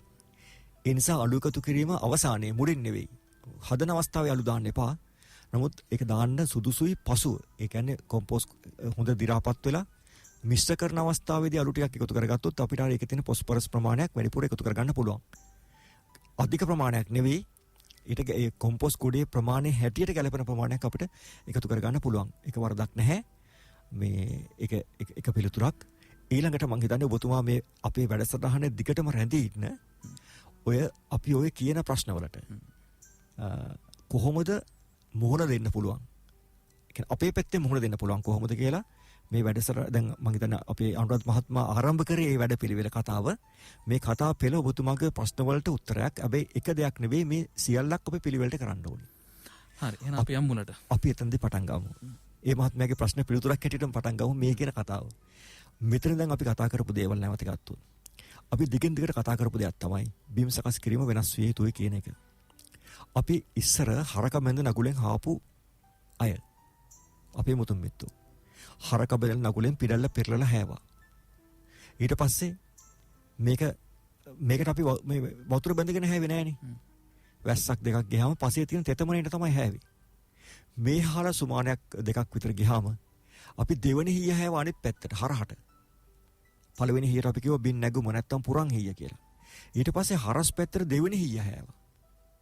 තුන්වෙනි පාර තමයි පෝරෝ දාලා මඩ කළේ. දැන් අපිට ආයි එතනට යන්න හරක් නැහැනේ දැන්. නගුලුත් නැහැ. හරක් නගුලේ බඳලා හාන්න පුළුවන් දන්න අයත් අතිශයම සීමිතයි. එතකොට දැන් ට්‍රැක්ටර් වලට හුරු වෙලා තියෙන්නේ. අපි උනේ හරිම පහසුවෙන් කරගන්න කියලා මේ රෝද දෙකේ ට්‍රැක්ටරේ ලේසියෙන් අපි කුඹුරට දාගත්තා. ට්‍රැක්ටරයක් ගන්නකොට නොමිල දෙන උපකරණයක්. ඒක තමයි රොටවේටරේ. මේ රොටවේටරේ හදලා තියෙන්නේ පළවෙනි සීසෑමට නෙවෙයි. මේකෙන් පිටල්ලක් පෙරලන්න බෑ. පිටල්ලක් කපන්න බෑ. මෙන්න මේක අපි කොයිතරම් මේ මාධ්‍ය ඔස්සේ කතා කරලා තියෙනවද? කොයිතරම් කතා කරලා තියෙනවද? හැබැයි අපි බොහෝ දෙනෙක් ඒ ගැන සැලකුවේ නැහැ. දැන් නම් නොසලකා ඉන්න බෑ. දැන් කාබනික කෘෂිකර්මාන්තරය යනවා නම් ස්ථිර වශයෙන්ම පළවෙනි හීයට රොටරිය දාන්න එපා. දැම්මොත් ඔබේ කාබනික කෘෂිකර්මාන්තය එතනම අවුල් වෙනවා. ඒක තමයි මට දෙන්න තියෙන පළවෙනි පණිවිඩය. මොකද අපිට දැන් වල් නාශක නැහැ. වල් මාර්ධනය කරගන්න විදිහක් නැහැ. හරි පිළිවෙලට ගියේ නැත්තම්. එහෙමනම් දැන් අපිට තියෙන්නේ කෘෂිකර්ම දෙපාර්තමේන්තුව හැට අපේ වගකීම අපි ඉෂ්ට කරන්න සූදානම්. හරි මාර්ගය කියා දෙන්න මේ වැඩ පිළිවෙලේ. දැන් අපි බොහෝ වැඩසටහන් වල අපි දකින්නේ මේ කාබනික කෘෂිකර්මාන්තය හොඳයි කියලා කතා කරනවා මිසක් කරන ක්‍රමවේදේ කතා වෙන්නේ නැහනේ. අපි නිකන් ප්‍රශ්නාර්ථයකට කතා කරනවා. දැන් අපි කතා කරන්නේ මේක හොඳද නැද්ද කියන එකේ විවේචනයක් නෙවෙයි. මේක කෙසේ හෝ කළ යුතුයිනේ දැන්. ප්‍රායෝගික අපි කැමති වුණත් අකමැති වුණත් ගොවි මහත්තයා කැමති වුණත් අකමැති වුණත් දැන් කරන්නම වෙලා තියෙනවනේ. දැන් අපි කරන්නේ කොහොමද කියලා කතා කරමු. ඒ නිසා ස්ථිර වශයෙන් ඔබට කියනවා පිඩැල්ල පෙරලෙන්න හාන්න. මේ සඳහා රෝද දෙකේ ට්‍රැක්ටර් වලටත් රෝද දෙකේ ට්‍රැක්ටර් පාවිච්චි කරන අයට පුළුවන් පිඩැල්ල පෙරලෙන සරල නගුල් තියෙන මේක පාවිච්චි කරන්න. ඒක මේ බොහොම අඩු මිලකට හදව ගන්න පුළුවන්. එහෙම හදන ආයතන තියෙනවා. ඒ ඊටම සරලව. දැන් මම මේ පාර මගේ 2022 අපේ වීමගා ව්‍යාපෘති යටතේ සෑම ගොවිජන් සේවා මධ්‍යස්ථානයේ එක නගුලක්වත් අපේ යායක ටික නගුලක් ගන්න මේ ගොවි මහත් ට්‍රැක්ටර් තියෙන අයට 50% දෙන්න යෝජනා කරලා තියෙනවා. ඉතින් ගොවි මහතුන් මේක බොහොම පහසුවෙන් කරගන්න පුළුවන් දෙයක්.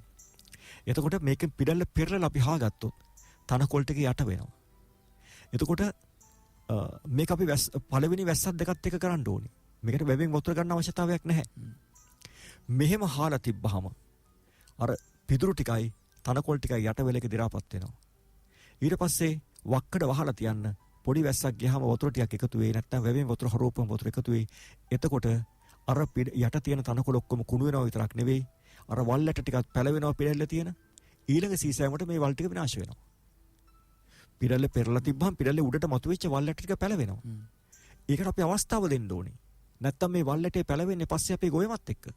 එහෙනම් ගොයමත් එක්ක නැතුව ඊට කලින් මේ වල්ලටේ පැල කරගෙන ඒක විනාශ කරගන්න එක අර බිම්බෝම්බයක් පුපුරන්න කලින් ගොඩ දාලා පුපුරවනවා වගේ වැඩක් මේ අපි කරන්නේ. මේ මාතෘකාව අපි කතා කරලා තියෙනවා අනන්තවත්. දැන් ඒකේ තීව්‍රතාවය වැඩි කරන්න වෙලා තියෙනවා. එහෙමනම් පස් පිටල්ල පෙරලා තිබ්බා. අඩුම ගානේ දින 14ක්වත් මෙහෙම තියන්න.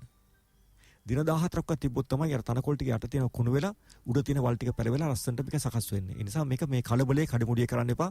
අපේ සමහර අය ඉන්නවා වැවෙන් වතුර ඇරලා මේ වාරි මාර්ග තියන අය වැවෙන් වතුර ඇරලා ඔන්න දැන් අහවල් දවසේ වපුරන්න කිව්වහම වෙන වැඩ කර ඉඳලා අන්තිමට දවස් දෙකක් තුනක් තියදී ට්‍රැක්ටර් එකෙන් ගිහලා හැවා පෝර ටික ගැහුවා වී ටික ගැහුවා ගෙදර එනවා. මේක අපි කියන වන් ඩේ මැච් කියලා. අන්න ඒක නම් කාබනික එකත් එක කරන්න බෑ.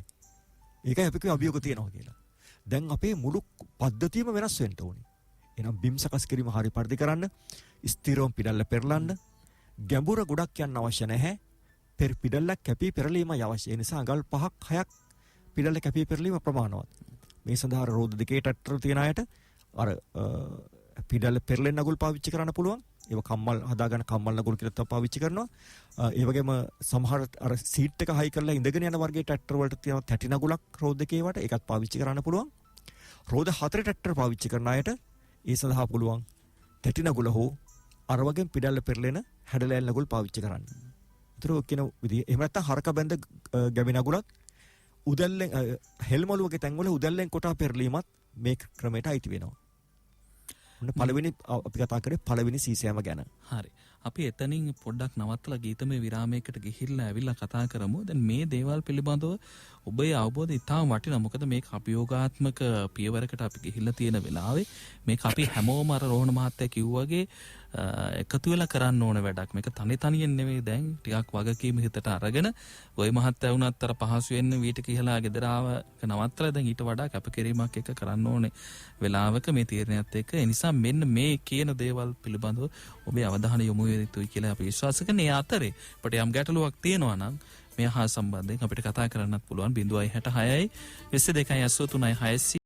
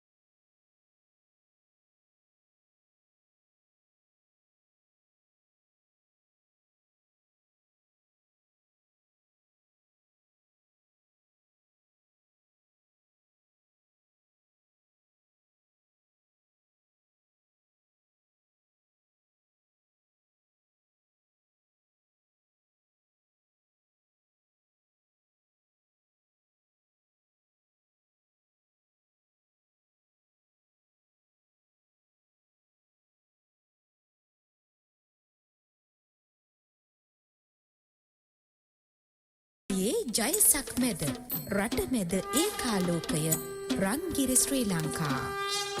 දැයි අනාගතය අස්වද්දන්නට දිවි වඩන ගොවි පරපුර වෙනුවෙන් කෙත බත හඳුරන මිනිසුන්ගේ නැවුම් මාධ්‍ය මෙහෙවර රන්දියවර. පෙරවරු 9 විනාඩි 37යි දැන් වෙලාව 0.66 22.83 0.66 අපේ දුරකථන අංක. දැන් බිම් සැකසීමෙන් පස්සේ අපි සාමාන්‍යයෙන් කතා කරනවා මේ බීජ ගැන. කියන්නේ මොන යල කන්නේ නැද මහ කන්නේද කියන තීරණයත් එක්ක ඊට පස්සේ අපි කොයි විදිහට බිත්තර වී ටික සපයා ගන්න. එතකොට කොයි වගේ වී වර්ගයක්ද කොයි වගේ මාස අඩු වී වර්ගයක්ද වැඩි වී වර්ගයක්ද මොකක්ද කියන තීරණයට එනවා. දැන් මේ කාබනික වගාවත් එක්ක අපි මේ ගනුදෙනු යද්දී කොහොමද බිත්තර වී සම්බන්ධයෙන් ගොවි මහත්තයා තීරණය ගන්නවට ඕනේ? ඔව් ඇත්තම ඒක අත්‍යවශ්‍යයි. මොකද බිත්තර වී හොඳ බිත්තර වී නොතිබුණොත් අපේ වගාව එතනින්ම අවුල් වෙනවා. නමුත් අනුතමත් මට තව පුංචි වෙලාවක් දෙන්න. මට අර බිම් සකස් කිරීම අවසන් කරන්න. මොකද අපි කතා කරේ පළවෙනි හීය ගැනනේ. මේ පළවෙනි හීයට පස්සේ දෙවෙනි හීය නැත්තම් කැටපොඩි කර මට්ටම් කිරීම කියන එක ඉතා වැදගත්. මේ කාබනික වගාවේදී අත්‍යවශ්‍යයි. හරියට මට්ටම් කරේ නැත්තම් කුඹුරේ වල් පාලනය කරගන්න බෑ. මොකද අපි ජලය මගින් තමයි වල් පාලනය කරන්න සිද්ධ වෙන්නේ. දැන් මේ නිසා අපිට සිද්ධ වෙනවා හොඳට කුඹුර මට්ටම් කරගන්න. ඉතින් මොකද කුඹුරේ තියෙන ලෙවල් එක තමයි අපි කියන්නේ වෝටර් ලෙවල් කියන්නේ. දැන් අපි බාසුන් ඇහලා ගෙවල් වලදී ලෙවල් එක ගන්නෙත් වෝටර් ලෙවල් එකකින් අර දිග බටයකින්. ඉතින් කුඹුරේ වතුර බැඳහම උසතනින් පාත්වෙන්ට අදින එක තමයි සාමාන්‍ය අපේ ක්‍රමය.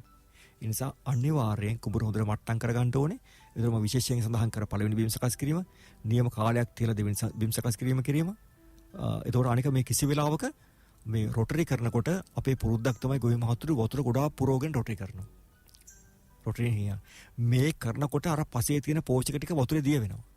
ඊට පස්සේ වතුර කඩලා හරිනවා. අපරාධයක් නේ. ඒ නිසා වතුර අඩු ප්‍රමාණයක් තියාගෙන මේ බිම් සකස් කිරීම බිම් සකස් කිරීමෙන් පසු වතුර කඩා නොහැරීම මෙන්න මේ සියල්ලක් මේ කාබනික වගාවේ අංගෝපාංග වෙනවා. මට්ටම් කර ගැනීම ගැනත් මම කතා කරා. දැන් මේ ටික කරලා පස්සේ දැන් අපි කතා කරපු දැන් ටික බිත්තර වී ගැන. බිත්තර වී ඒ කන්නේට ගැලපෙන විදිහට ප්‍රදේශයට ගැලපෙන විදිහට ප්‍රභේද තෝරා ගැනීම අතිශයම වැදගත්. ඊළඟට ගොවි මහතුරුන්ගේ අත්දැකීම් අනුව දැන් කාබනික තත්ත්වයට යටතේ සමහර ප්‍රභේද වැඩිපුර අස්වැන්න දෙනේවා තියෙනවා. උදාහරණයකට බීජ 374 කාබනික තත්ත්වයට යටතේ හොඳ අස්වැන්නක් දෙන වර්ගයක්. ඒ වගේම අපිට තෙත් කලාපීය ප්‍රදේශවල වැඩිදුර කොළ වී වලට අමතරව දේශීය වී වගා කිරීමත් එක්තරා විදියකට කරන්න පුළුවන්. දැන් අපි අත්‍තරම දේශීය වී නැත්නම් සම්ප්‍රදායික වී කියපුවා ගොඩක් වගා කිරීමට අපි ඇත්තටම උනන්දු කරුවේ නැහැ ගොවි මහතුරු. ඒකට හේතුව තමයි ඒවේ අස්වනු විභවයේ අඩුවීම. නමුත් තෙත් කලාපයේ කොහොමදත් අස්වනු විභවයේ අඩුයි. ඒ නිසා ඒ අයට යම්කිසි විදියකට විසඳුමක් ඇටියට දේශීය වී භාවිතා කිරීමේ හැකියාවක් තියෙනවා. ඊළඟට මහ කන්නේ නම් වැඩිමල් වී වර්ග සහ යල කන්නේ නම් කෙටි කලින් වී වර්ග. මොකද ජල සුලභතාවය අනුව සුදුසු පරිදි තෝරා ගන්න එක. එතකොට වර්ෂා අපි ලොකු ප්‍රශ්නේ මුහුණ දෙනවා වඩ මහත්මයා මේ වර්ෂා පෝෂිත වගාවල. එතන තමයි අපිට තියෙන ගැටලුකාරී තැන එන්නේ. වර්ෂා පෝෂිත වගාවල මොකද අපි කලින් කිව්වා හොඳට මට්ටම් කරගෙන බිම් සකස් කරගෙන ජලය බැඳගෙන මේ වල් පාලනය කරන්න පුළුවන් කියලා. වර්ෂා පෝෂිත වගාව ඒක කරන්න බෑනේ. ඒතර වර්ෂා පෝෂිත වගාව කරන අයට ඊට වඩා සූදානම් වෙන්න සිද්ධ වෙනවා මේකට. වැඩි සූදානමක් අවශ්‍යයි විශේෂයෙන් වල් මර්ධනය සඳහා. දැන් ඔන්න ওই විදිහට තමන්ගේ ප්‍රදේශයට ගැලපෙන කන්නේට ගැලපෙන වී වර්ගය තෝරගන්න ඕනේ. හඩිමුඩියේ වී අපි බිත්තර වී හොයන්න ගියොත් අපි ආයෙත් අර්බුදයකට ලක් වෙනවා. අපි දන්නවා ලංකාවේ 80%ක් විතරම කරන්නේ තමන්ගේ ගිය කන්නේ වී අරගෙන වපුරනවා නැත්නම් තව කෙනෙක්ගේ වී අරන් හුවමාරු කරලා වපුරනවා. මේ වී වල ගුණාත්මක භාවය අතිශයින් වැදගත්. මොකද මේක වල්ලට තිබුණොත් අපේ වගාවට අනිවාර්යෙන් වල් බෝ වෙනවා. අපි කොච්චර බිම් සකස් කරත් වැඩක් නැහැනේ. එතකොට ඒ වල් බෝ වෙන එක අඩු කරගන්න නම් බිත්තර වී වල වල්ලට නැති වෙන්න ඕනේ. ඊළඟදී අපි අර කලින් මහත්මයේ ප්‍රශ්නයක් ඇහුවා. මේක රෝගයක් ආවොත් මොකද කරන්නේ? ඒක වරක් අන්න එතනත් පදනම බිත්තර වී වල තියෙන්නේ. බිත්තර වී වලම රෝගය තිබුණොත් අපි රෝගයත් එක්කයි බිත්තර වී වපුරන්නේ. දැන් කලින් කන්නේ වගා කරපු ශේෂ්ත්‍රේ බීජ මගින් ව්‍යාප්ත වන රෝගයක් තිබුණොත් කොළපාළුව වෙන්න පුළුවන්. ඒ වගේම කොපු අංගමාරය වෙන්න පුළුවන්. මෙවැනි දිලීර රෝගයක් තිබුණා නම් මේක තියෙනවා මේ බීජය ඇතුලේ. ඒ බීජාණු අපි ඊළඟ පාර පැල කරලා ඉස්සර පස්සේ අර ගොයමට මේ දිලීර බීජාණු වලින් දිලීර ඇති කරනවා. ඒ නිසා බිත්තර වී නිරෝගී වෙන්න ඕනේ. වල් වී ඇට නැති වෙන්න ඕනේ. වල් බීජ සංඛ්‍යාව ඊටවම වෙන්න ඕනේ. වල් බීජ නැති වෙන තරමටයි හොඳ. මෙන්න ඒ වගේම පැලවීමේ ප්‍රතිශතය 85ට වඩා වැඩි වෙන්න ඕනේ. මේ කියන ගුණාංග තියෙන හොඳ බිත්තර වී කන්නේ වගාවට පෙර සකස් කරගන්න ඕනේ. ලෑස්ති කරගන්න ඕනේ. ඉතින් අපිට දෙන්න තියෙන හොඳම උපදේශය තමයි තමන්ට අවශ්‍ය බිත්තර වී තමන් හදා ගන්නවා නම් අපිට මේ ඉහළ ගුණාත්මයෙන් මේ බිත්තර වී හදා ගන්න පුළුවන්. ඒකට අපි කියනවා ස්වයං බිත්තර වී නිෂ්පාදනය කියලා. මේ වැඩ පිළිවෙල දැන් අක්කරයක් වගා කරන ගොවි මහතුරු එක ලියක් දැක් ඇති බිත්තර වී හදා ගන්න. එක ලියක් දැක් ඇති. ඒතකොට ගුණාත්මයෙන් උසස් හොඳ බිත්තර වී ආරම්භයට අරගෙන මේ වී ක්‍රමානුකූලව වගා කරලා වෙනත් ප්‍රභේද ඇති වෙන්න නොදී වල් ඇති වෙන්න නොදී ඒක පාලනය කරගත්තොත් වෙනම ගොයන් ටික කපලා පාගලා අපිට පිරිසිදුව මේ වී ටික වේලලා තියාගන්න පුළුවන් බිත්තර වී හැටියට. මෙන්න මේ ආකාරයට අපිට සිද්ධ වෙනවා මේ කාබනික වගාවට යන්න. දැන් අපි ඉස්සර අපේ මෙතෙක් කල පුරුද්ද කොහමද? කොහෙන් හරි වී ටිකක් ගන්නවා. මේ වී ටික ඉහෙනවා. වල්නාසික දෙපාරක් තුන් පාරක් ගහනවා. දැන් වල්නාසික නැති වෙච්ච තැන අපි මුහුණ දෙන්න එපා මේකට. එතකොට මේ අර විදිහට වී වපුරලා මේ වල් පාලනය කරන්න බෑ කියලා අඬනවට වඩා අපිට කරන්න පුළුවන් දේ තමයි වල් ඇතිවර එක වලක්වන ආකාරයෙන් අපේ වගාව කරන එක. ඒ නිසා මේ බිත්තර වී පිළිබඳව අතිශය අවධානය යොමු කරන්න ඕනේ. එතකොට තමයි අපිට මේ සාර්ථක වගාවක් කරන්න පුළුවන්. හරි මම හිතන්නේ ඒ අවබෝධයත් එක්ක මේ රෝහණ මහත්තයා දැන් වී වගාවට යොමු වුණු මහා පරිමාණයෙන් හෝ Tamanගේ තියෙන භූමි ප්‍රදේශය තුල හෝ මේ වගාවට ගොවි මහත්තයා කාලාන්තරයක් තිස්සේ යෙදලා ඉන්නකොට මේවා පිළිබඳ යම් අවබෝධයන් තියෙනවා උන්ට. ප්‍රායෝගික ගොවි බිමේ අත්දැකීම් තියෙනවා. කාබනික වගාව සම්බන්ධිනුත් අත්දැකීම් තියෙනවා. දැන් මේක ක්‍රියාවලියක් බවට පත් වෙමින් තිබෙන නිසා අඛණ්ඩව මේකේ රැඳිලා ඉන්න ඕනේ කියන එකත් මෙහිදී අවධාරණය කරගත යුතුයි. ඊට පස්සේ තමයි දැන් මේ ශේෂ්ත්‍රයේ සිටවීම කියන කාරණේ. ඔබ නිරන්තරයෙන් මේ ගැන අපේ වැඩසටහන් වලදී කතා කරපු කෙනෙක්. දැන් මේ කාබනික වගාවත් එක්ක ක්‍රමවේදයේදී මොකද්ද මෙතනදී අපේ ගොවි මහත්තයා තෝරගන්නේ? දැන් අපේ පුරුද්ද තියෙන වැපිරීමනේ. වැපිරීම. ඉතින් අපි පහසුක්‍රමය කියලානේ. පහසුක්‍රමය කියන්නේ වැපිරීම. එතකොට මේ කාබනික කෘෂිකර්මාන්තයේදී වැපිරීම කළත් අඩු ගානේ අපි කියන්නේ බිත්තර වී ටික හදන ටිකේවත් පැල හිටව ගන්න කියලා. පැල සිටුවීම හැම විටම අපිට මේ කාබනික ක්‍රමයේදී වැඩි වාසි දෙනවා. මොකද වල් මර්ධනය විශේෂයි. දැන් අපි අපේ ශේෂ්ඨවල අපි පැකේජ් එකක් අපි ලංකාවේ ගොවිජන සේවා මධ්‍යස්ථාන 560 ගානෙමු. ක්‍රියාත්මක කරන පරිදි අපි යොදලා තිබුණා මේ කන්නේ ක්‍රියාත්මක කරන්න සහ මේ වර්ෂයේ ක්‍රියාත්මක කරන්න. අපි මීට කලින් අවුරුදු වල කරලා ඉහළ ප්‍රතිඵල ගත්තා. ඒක අපි කියලා තිබ්බේ එක්ක මැෂින් එකෙන් පැල හිටවන්න. නැත්නම් පැරෂූට් ක්‍රමයට පැල හිටවන්න. ඒතර ඔය හෙල්මලු තැන් වල අතින් හිටෙවත් ගැටලුවක් නැහැ. කුමන ක්‍රමයට හෝ පැල සිටුවීම කරලා ජලය බැඳගත්තොත් අපිට පුළුවන් වල් මර්ධනය කරන්න. ඒ නිසා මේ වල් මර්ධනය කියන එක මේ වගාවේ අස්වැන්න කරේ බලපාන ප්‍රධාන සාධකයක්. ඒතර ගස් අතර ප්‍රමාණවත් පරතරයක් අපිට තියාගන්න පුළුවන්. ඒ ප්‍රමාණවත් පරතරය තියාගත්තොත් රෝග සහ පලිබෝධ හානි අඩු කරගන්නත් අපිට පුළුවන්. ඉතින් රෝග පලිබෝධ හානිත් අඩු කරගන්න පුළුවන්. වල් පාලනයත් හොඳ කරගන්න පුළුවන්. පැල සිටුවීමෙන් ඒ නිසා අපිට දැන් ඉදිරියට නම් මේ වැපිරීමේ තාක්ෂණය හැකි තාක් අඩු කරන්න සිද්ධ වෙනවා.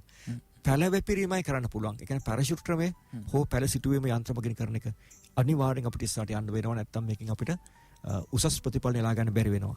දැන් මේ ඔක්කොම එකතු වෙනවා තමයි රබියෝග ගොඩක් කියලා අපි කිව්වේ. ඒ නිසා මේ දැන් ක්‍රියාවලියක්. දැන් මෙතෙක් කල් අපේ කතා වෙන්නේ මාධ්‍යයෙන් කතා වෙන්නේ කුඹුරට දාන කාබනික ද්‍රව්‍ය මොනවද කොච්චරක් දානවද ඕක ටිකනේ කතා වෙන්නේ. අතරින් කාබනික ඉවරයි කියලා හිතන්නේ. ඒක නෙවෙයි කාබනික වගාව කියන්නේ. කාබනික වගාව කිව්වහම ඒකට රසායන ද්‍රව්‍ය භාවිත කරන රෝග පරිපෝෂ පාලනය කරන්නේ කොහොමද? නේද? මේ සියල්ලක් එකතු වුණාම තමයි කාබනික වගාව සම්පූර්ණ වෙන්නේ. එතකොට මේවෙන් මෙච්චරයි මේකෙන් මෙච්චරයි අරකින් මෙච්චරයි දාන්නේ කියලා කියන එක නෙවෙයි කාබනික වගාව කියන්නේ. එහෙමනම් මේක සම්පූර්ණ එක කට්ටලයක් පැකේජ් එකක්. ක්‍රියාදාමයක්. මේ ක්‍රියාදාමයේම හරියට කරොත් තමයි අපිට ප්‍රතිඵලයක් ගන්න පුළුවන්. ඒ නිසා අපිට අර වගේ වැපිරීම වෙනුවට වෙනත් විකල්ප වලට යන්න වෙනවා. මොකද වැපිරීම අපි සාර්ථකව ලෝකෙ ගත්තොත් බීජ කෙලින්ම වැපිරීමේ තාක්ෂණය ඉහළම තියෙන ලංකාවේ. කියන්නේ බීජ පැල කරලා ඉහළ වගාව පිහිටුවා ගැනීමේ තාක්ෂණේ ලෝකෙන් නම්බර් 1 පළවෙනි තැනට ඉන්න ලංකාව. අපි ගොවියෝ. හැබැයි අපි වපුරද්දි කරන්නේ මොකද්ද? කුඹුරේ පාත්ති බේරලා නැත්නම් ඇලමන් කොටලා අපි කියන්නේ ඇලමන් කොටනවා කියලා. ඇලමන් කොටලා මේකට අපි වී ටික පැල කරලා වපුරනවා. පැල කරලා කියන්නේ මුල්ලක් දවපුව වපුරනවා. මේ වපුරලා අපි දවස් 6ක් යනකම් වතුර බඳින්නේ නැහැ. දවස් 3කදී වතුර පාරක් හරවලා අරිනවා.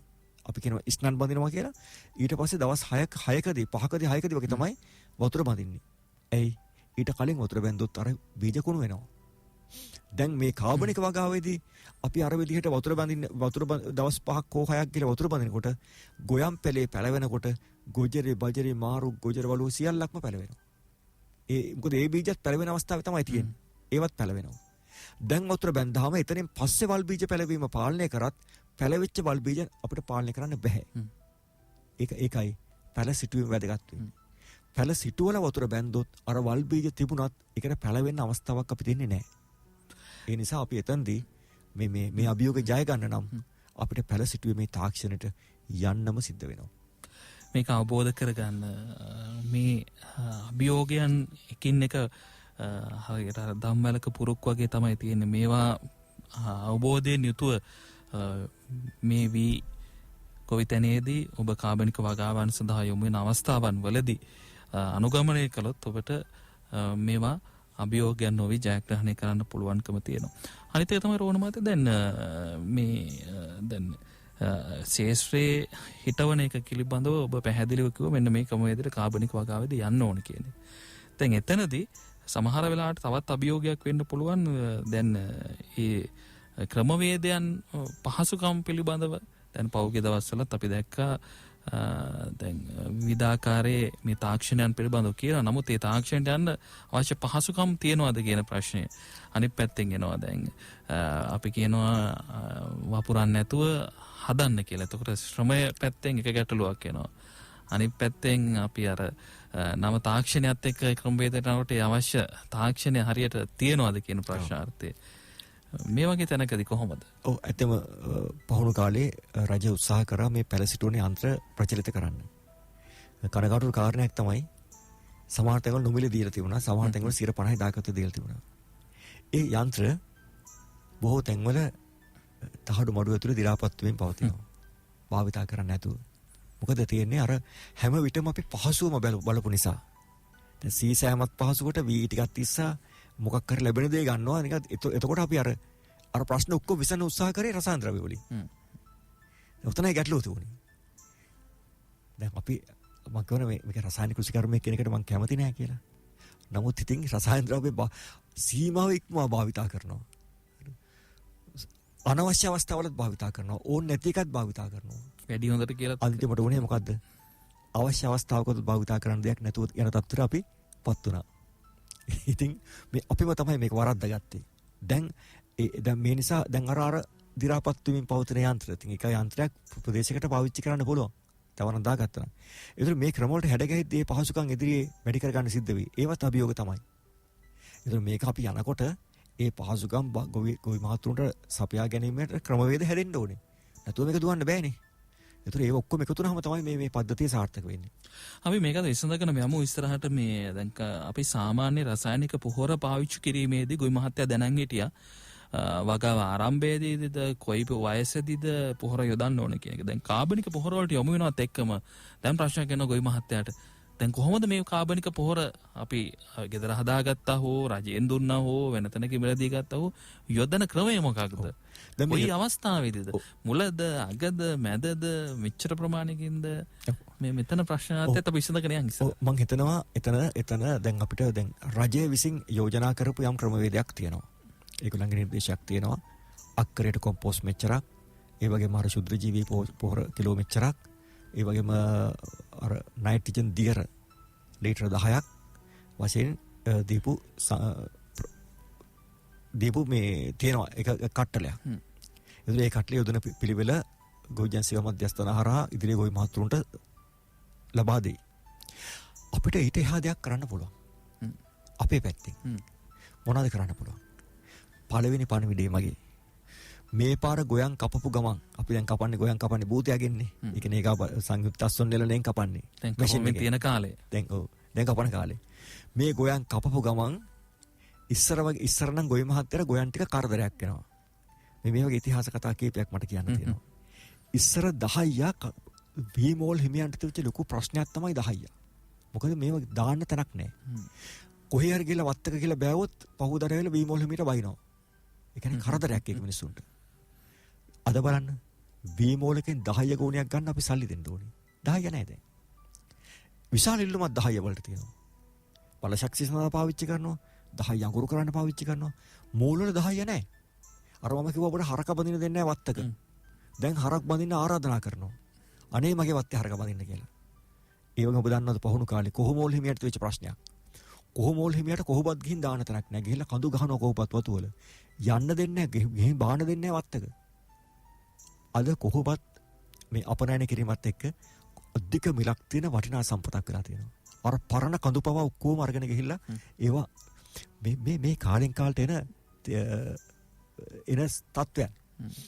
දැන් පිදුරු ගැන මම කියන්න උත්සාහ කරේ. මෙතෙක් කාලයක් ගොවි මහත්තයාට තිබිච්ච පුදුම හිරිහැරයක් මේ පිදුරු ටික. කරදරයක්. හරිද? මෙයා මොකද කරන්නේ? ගිනි තියනවා මේ පිදුරු වලට. ඇයි? හාන්නේ රොටරියෙන්නේ. ওই නගුලේ පැටලෙනවා පිදුරු ටික. ඉතින් මෙයාට හරි ලේසි මේක ගිනි තියලා දාපුවාම. මම කියනවා මේ ගොවි මහත්තුන්ට මේ වෙනකොට මේ හුම්කන් දෙන ගොවි මහත්තුන්ට මම අනිවාර්යෙන් කියනවා. පිදුරු සම්පතක් ඔබේ පිදුරු ටික දැන් උස්සගෙන යයි කට්ටිය හෙට ඇවිල්ලා අද ගොයන් කැපුවොත් කොම්පෝස්ට් හදන්න කියලා. අද කපන පිදුරු ටික පුරවන්න නම් අද හවසම හාලා යට කරලා දාන්න වසට. අද ගොයන් කැපුවා නම් අද හවසම හාලා යට කරලා දාන්න. ඒ තරමට මේ පිදුරු ටික රැක ගන්න. මේක අරන් යන්න පුළුවන් විවිධයි. රැක ගන්න අමාරුයි. අනිවාර්යෙන් ඒ තත්ත්වයට අපි යනවා. මොකද කොම්පෝස්ට් හදන කට්ටියට අවශ්‍ය පිදුරු අරන් යන්න පුළුවන් මේක. පිදුරු ටික පසට අවශ්‍යයි කුඹුරට. ඒක යට කරලා දාන්න. අමුතුවෙන් කොම්පෝස්ට් කරන්න ගෙනියන්න අවශ්‍ය නැහැ ඒක. ඒක හැමම දි รา පත් වෙනවා. අනික ඒ පිදුරු අපි දැම්මොත් එහෙම අක්කරයක තියෙන පිදුරු කුඹුරට යෙදීමෙන් අර ධාන්‍ය අස්වැන්නෙන් අයින් කරගන්න ප්‍රමාණය විතරයි පෝෂක අයින් වෙන්නේ. පිදුරු ටිකේ පෝෂක නැවත පසට එකතු වෙනවා. ඒතර ධාන්‍ය ප්‍රමාණය පෝෂක විතරයි අපි ආපහු දෙන්න ඕනේ.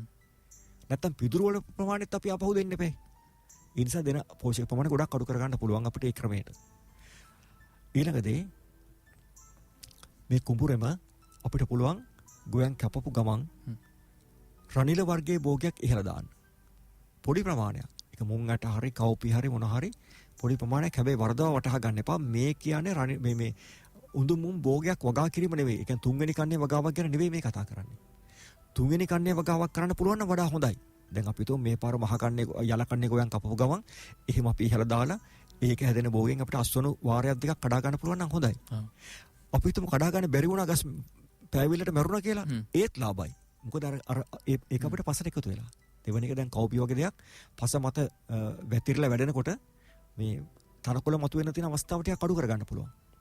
මේකේ මූල ගැටිති වලින් අර කිව්ව ශුද්ධ ජීවීන් නයිට්‍රජන් තර කරනවා වගේම අර කොළ වලින් අපිට කොළ පොහොරකුත් එකතු වෙනවා.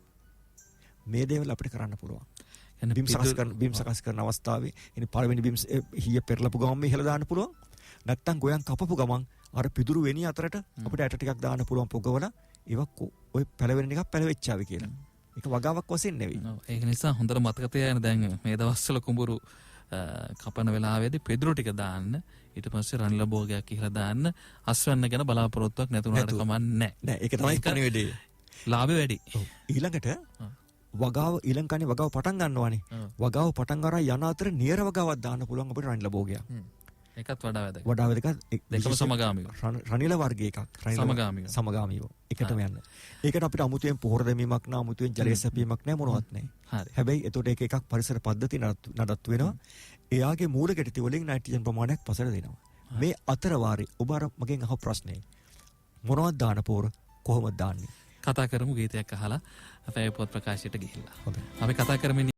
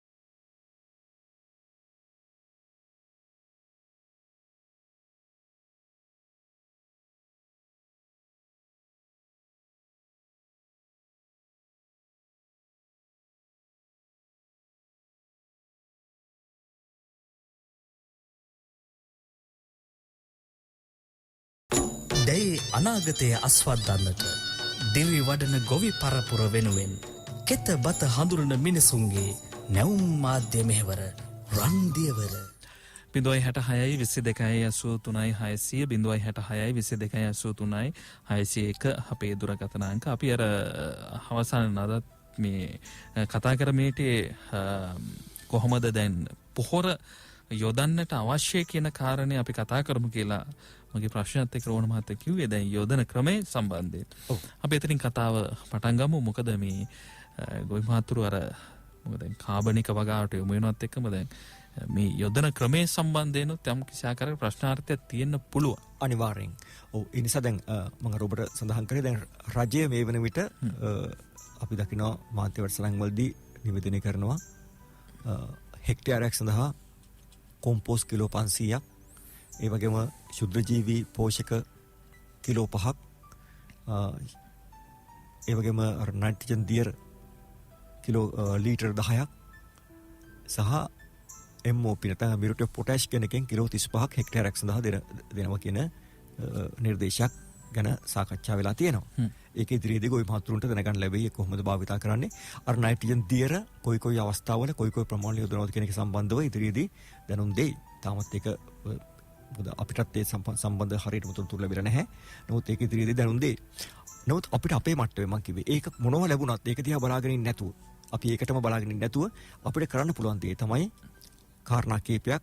එකක් මම පැහැදිලිව කිව්වා කුඹුරේ පිදුරු කුඹුරෙන් ඉවත් කරන්න එපා. එතකොට පොහොර අවශ්‍යතාවයෙන් අපි 50%ක් සපුරගෙන ඉවරයි. මොකද අපි ගොයමේ ගත්තොත් එහෙම ටොන් එකක අස්වැන්නක්. ටොන් එකක අස්වැන්නක් ගන්නකොට පිදුරු ටොන් එකක් තියෙනවා. වී ටොන් එකක් ගන්නකොට පිදුරු ටොන් එකක් තියෙනවා. එකට එකක් තියෙනවා. එතකොට මේ පිදුරු ටික කුඹුර තියාගත්ත කියන්නේ පොහොර අවශ්‍යතාවයෙන් 50%ක් තියෙනවනේ. මේක වෙන කාටවත් ගිහිල්ලා මේ කොම්පෝස්ට් දාන්න දෙන්න එපා. ඒක පුච්චන දෙන්නත් එපා. දැන් ඒක එකතු කරන්න පසට යට කරන්න. යට කරලම දාන්න.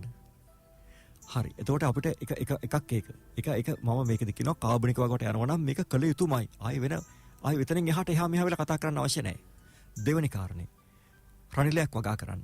ඒ පිදුරු අතර මම පැහැදිලිව කිව්වා. නැත්තම් සීසාලා ඒකතර ඉහළ දාන්න එහෙම මෙහෙන් තැන් වලින් මේ ටිකක් හැදෙන්න. මොකද මේකෙන් කොළ එකතු වෙනවා. අපි මෙතෙන්ද කිව්වා කලින් අපේ නිර්දේශ තිබෙ 1998 ඉඳන් අපි මේ කතාව කියනවා 97 ඉඳන්. කෙනෙකුට ඔසවාගෙන හැකි ප්‍රමාණයේ කොළාතු මිටි 40ක් කුඹුරට ගිහින් දාන්න අක්කරයකට. දැන් අපි මේ කියපුවාම හිතන්න දැන් පොළොන්නරුවේ ගත්තොත් එක දිගට යායවල් තියෙන. මේ යායක් මැද ඉන්න ගොවි මහත්තයෙකුට.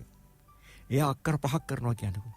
ඒතර එයා කොළාතු මිටි 45ක් කියන්නේ 200ක් ගෙනියනවා. කොළාතු මිටි 200ක්. දැන් එයාට මේක කොහෙන්ද කපන්නේ? කොහොමද මේක කුඹුරට ගේන්නේ? ප්‍රශ්නයක් තියෙනවනේ. ඊට වඩා ලේසි නැද්ද අර කිලෝ 1-2ක් අක්කරයකට ඇට ටිකක් කියලා දාන එක? අර ලැබෙන දේ ඊටත් වඩා හොඳට ලැබෙනවා. දැන් අර කොළ ඒ කියන්නේ 40 සමානයි අර ඉහෙන එක. දැන් අපිට කොළ පොහොරනේ කොහොමද අවශ්‍ය වෙන්නේ? දැන් මේ කොළ පොහොරට අමතරව දානවට මහන්සි නම් අර ටික කරලා දාන්න. ඒතකොට අනික දැන් අපි ග්ලිරිසීඩියා කොළ ගේනවා වෙනකොට රනිලයක් මෙතන වගා කරාම මේ රනිල කොළවල කොහොමදත් ඒ නයිට්‍රජන් ප්‍රමාණය වැඩිනේ. අස්වැන්නකුත් සමානට හම්බ වෙයි. අස්වැන්නකුත් අමතර අස්වැන්නක් ටිකක් හරි ගන්න පුළුවන්. අඩු ගන්න ඊළඟ කන්නේ වගා කරන බීජ ටිකක් හරි ගන්න පුළුවන්. අනිවාර්යයෙන්. ඊළඟට අපි හිතුවොත් අර කොළවර්තු මිටි 40ක් කපන්න ගියා 40ක් කපලා වෙරට අදින්න ගියොත් යන ශ්‍රමයට යන වියදම අපි කම්කරු ශ්‍රමය බැලුවොත් යන වියදමත් එක්ක මෙතන මේ කිලෝග්‍රෑම් එකක් දෙකක් ඉහින්න ගියොත් අපිට කොච්චර අඩු වියදමක්ද යන්නේ? ආදායමකුත් එනවා. ඊළඟට මූල ගැටති වලින් ශුද්ධ ජීවීන් ක්‍රියාකාරීත්වයක් ඇති වෙනවනේ ඒක. දැන් ඒක කොළවතු මිටි කෙනක් දැම්මට ඒක ලැබෙන්නේ නැහැ නේ. ඒක අර කොළ වලින් ලැබෙන පොර විතරයි ලැබෙන්නේ. ඒතකොට එතනත් වාසියක් තියෙනවා. මෙන්න මේ කියන විදිහට අපිට පුළුවන් ඒක පසේ ජීවිත තත්ත්වය ඔබ කලින් කතා කරපු ශුද්ධ ජීවිත තත්ත්වය පවා දියුණු කරන්න පුළුවන් මේ ආකාරයට. ඊළඟට මේ පසට රජය කියන පොහොර ප්‍රමාණයට අමතරව කුකුල් පොහොර යම් ප්‍රමාණයක් දාගන්න පුළුවන් නම් විශේෂයෙන්ම බිත්තර දාන කිකිලියන්ගේ පොහොර. දැන් මේ වෙනකොට මම හිතනවා කිලෝ 30ක් 40ක් පමණ වන බෑග් එකක් රුපියල් 200ක් වගේ මෙලකට ශේෂ්ඨ වලට ගෙන්න ගන්න පුළුවන් මට්ටමට තියෙනවා සමහර තැන්වල. ඒතර අඩු ගානේ පුළුවන් ප්‍රමාණයක් දාගන්න කියලා මම කියන්නේ. ලංකාවේ හැම ගොවියටම මේ කුඹුරු මේ පුරවන්න නෙවෙයි මේ කියන්නේ. අඩු ගානේ බෑග් 10ක්වත් අක්කරයකට දාගන්න පුළුවන් නම්. සහ 10 යඟුරු ටික අනිවාර්යෙන් දාගන්න. මෙන්න මේ ටික දාගත්තොත් අපිට සෑහෙන ප්‍රමාණයක ආවරණයක් ලබා ගන්න පුළුවන්. ඊළඟට තව වැදගත් දෙයක් තියෙනවා අනුරුද්ධ මහත්තයා මම මේ කියන්න විශේෂයෙන් ඕන කරේ අපිට වී වගාවේ මේ වෙනකොට අපි පෝෂක වශයෙන් යොදන වර්ග තුනක් තියෙනවානේ. Nitrogen, phosphorus, potassium. එතකොට මේ ෆොස්ෆරස් කියන එක අපිට කන්න 6ක් 7ක් නොදැම්මත් හානියක් නැහැ කියන එක මේ දක්වා පරීක්ෂණ වලින් ඔප්පිලා තියෙනවා. විශේෂිත ස්ථානවල හැර. ඒ කියන්නේ පස්සේ තියෙනවා ෆොස්ෆරස්. ඒවා අපිට කන්න කීපයක් යනකම් ලොකු ගැටලුවක් මතුවෙන්නේ නැහැ. ඊළඟට පොටෑසියම්. කුඹුරේ පිදුරු කුඹුරට දානවා නම් පොටෑසියම් ප්‍රශ්නේ සැලකිය යුතු මට්ටමකට අපිට විසඳ ගන්න පුළුවන්. නමුත් අපිට MOP ලැබෙන නිසා ඒක ප්‍රශ්නයක් වෙන්නේ අපිට පොටෑෂ් පොහොරක් වශයෙන් ලැබෙනවා. ප්‍රශ්නේ තියෙන නයිට්‍රජන් එකනේ. දැන් නයිට්‍රජන් එක තමයි රනිල වගා කරන එක සහ තව අපිට කරන්න පුළුවන් දෙයක් තියෙනවා. ශුද්ධ ජීවීන් සමග ජීවත් වෙන පොඩි පාසි වර්ගයක් තියෙනවා ඇසොල්ලා කියලා. මේක මේ පුංචි ත්‍රිකෝණ වගේ ඒ පොඩි පර්ණාංගයක් කියලා එකට කියන්නේ පාසි වර්ගයක්. මේක කුඹුරේ වතුර බැඳලා ඒ මත පාවෙන්න සලස්සන්න පුළුවන්. මේගොල්ලන්ට පුළුවන් වායු කූලේ නයිට්‍රජන් තිර කරන්න. දැන් අපි දකිනවනේ දිගින් දිගට මේ ශුද්ධ ජීවී තාක්ෂණයක් ගැන කතා කරනවා. මෙතන තියෙන ශුද්ධ ජීවී තාක්ෂණයක්. මේ ඇසොල්ලා වල මූල පද්ධතියේ ඉන්නවා ඇනබීනා කියලා දිලිරයක්. ඇනබීනා ඇසොල්ලේ කියලා දිලිරයක්. මේ දිලිරය අතන සමාවෙන්න. නීලහරිත ඇල්ගාවක් සමාවෙන්න. ඒක දිලිරයක් නෙමෙයි නීලහරිත ඇල්ගාවක්. මේ නීලහරිත ඇල්ගා කියන වර්ගයට පුළුවන් වායුගෝලීය නයිට්‍රජන් අරගෙන තිර කරගන්න. එතකොට මේකෙන් පුළුවන් පසට මේ අවශ්‍ය නයිට්‍රජන් යම් ප්‍රමාණයක් ලබා දෙන්න. මුළු ප්‍රමාණයම නෙවෙයි සැලකිය යුතු ප්‍රමාණයක් ලබා දෙන්න පුළුවන්. එතකොට අර නයිට්‍රජන් පුරෙන් ලබාගත් දේ අපිට යම් ප්‍රමාණයකින් මේ ඇසොල්ල වලින් ලබා ගන්න පුළුවන්. ඉතින් මේකට අපිට අර පොඩි සූදානමක්. දැන් අර යූරියා ටිකක් ගැන එහිනා වගේ ලේසි නෑ වැඩේ.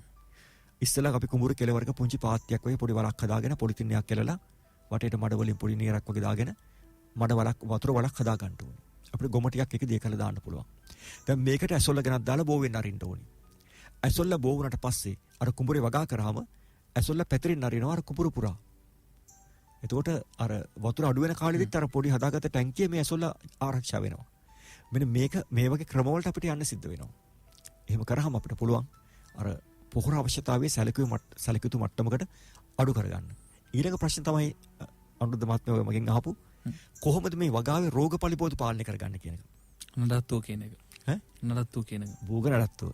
අන්න එතනදී අපේ පලිබෝධ හානිය වැඩි වෙන්න බලපාපු ප්‍රධාන කාරණයක් තමයි එකක් අධික නයිට්‍රජන් භාවිතය.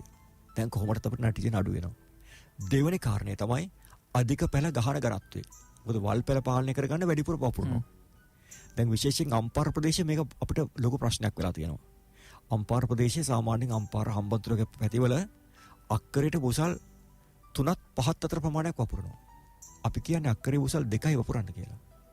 දැන් BG 374 වපුරනවා අක්කරයට බුසල් 1යි කාලකුත් ඇති. ඒක හොඳට පතුරු දාලා හැදෙනවා.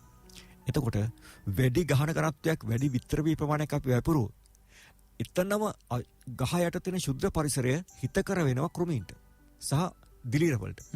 දිලීර රෝගත් වැඩි වෙනවා. කෘමි හානියත් වැඩි වෙනවා. අනෙත් කාරණේ තමයි වල් පාලනය නොකිරීම. අපි වල් පාලනයෙන් නිසි පරිදි කළේ නැත්තම් මොකද වෙන්නේ? වල්ගස් ආශ්‍රිතව සමහර කෘමීන් ජීවත් වෙනවා. ඒ වගේම සමහර වල් ශාක වලින් සමහර රෝග ගෙනියනවා. දැන් කොළපාලුව කියන රෝගේ ගොජරි වලක් තියෙනවා. ගොජර වරුලක් තියෙනවා. ඒතකොට ඒ නිසා මේ වල් පාලනය හරියට කරගන්න එකයි නිසි පරතරයක් යුතුව වගා කරගන්න එකයි තුලින් අපිට පුළුවන් රෝග සහ පලිබෝධ ඇති වෙන එක වළක්වන්න.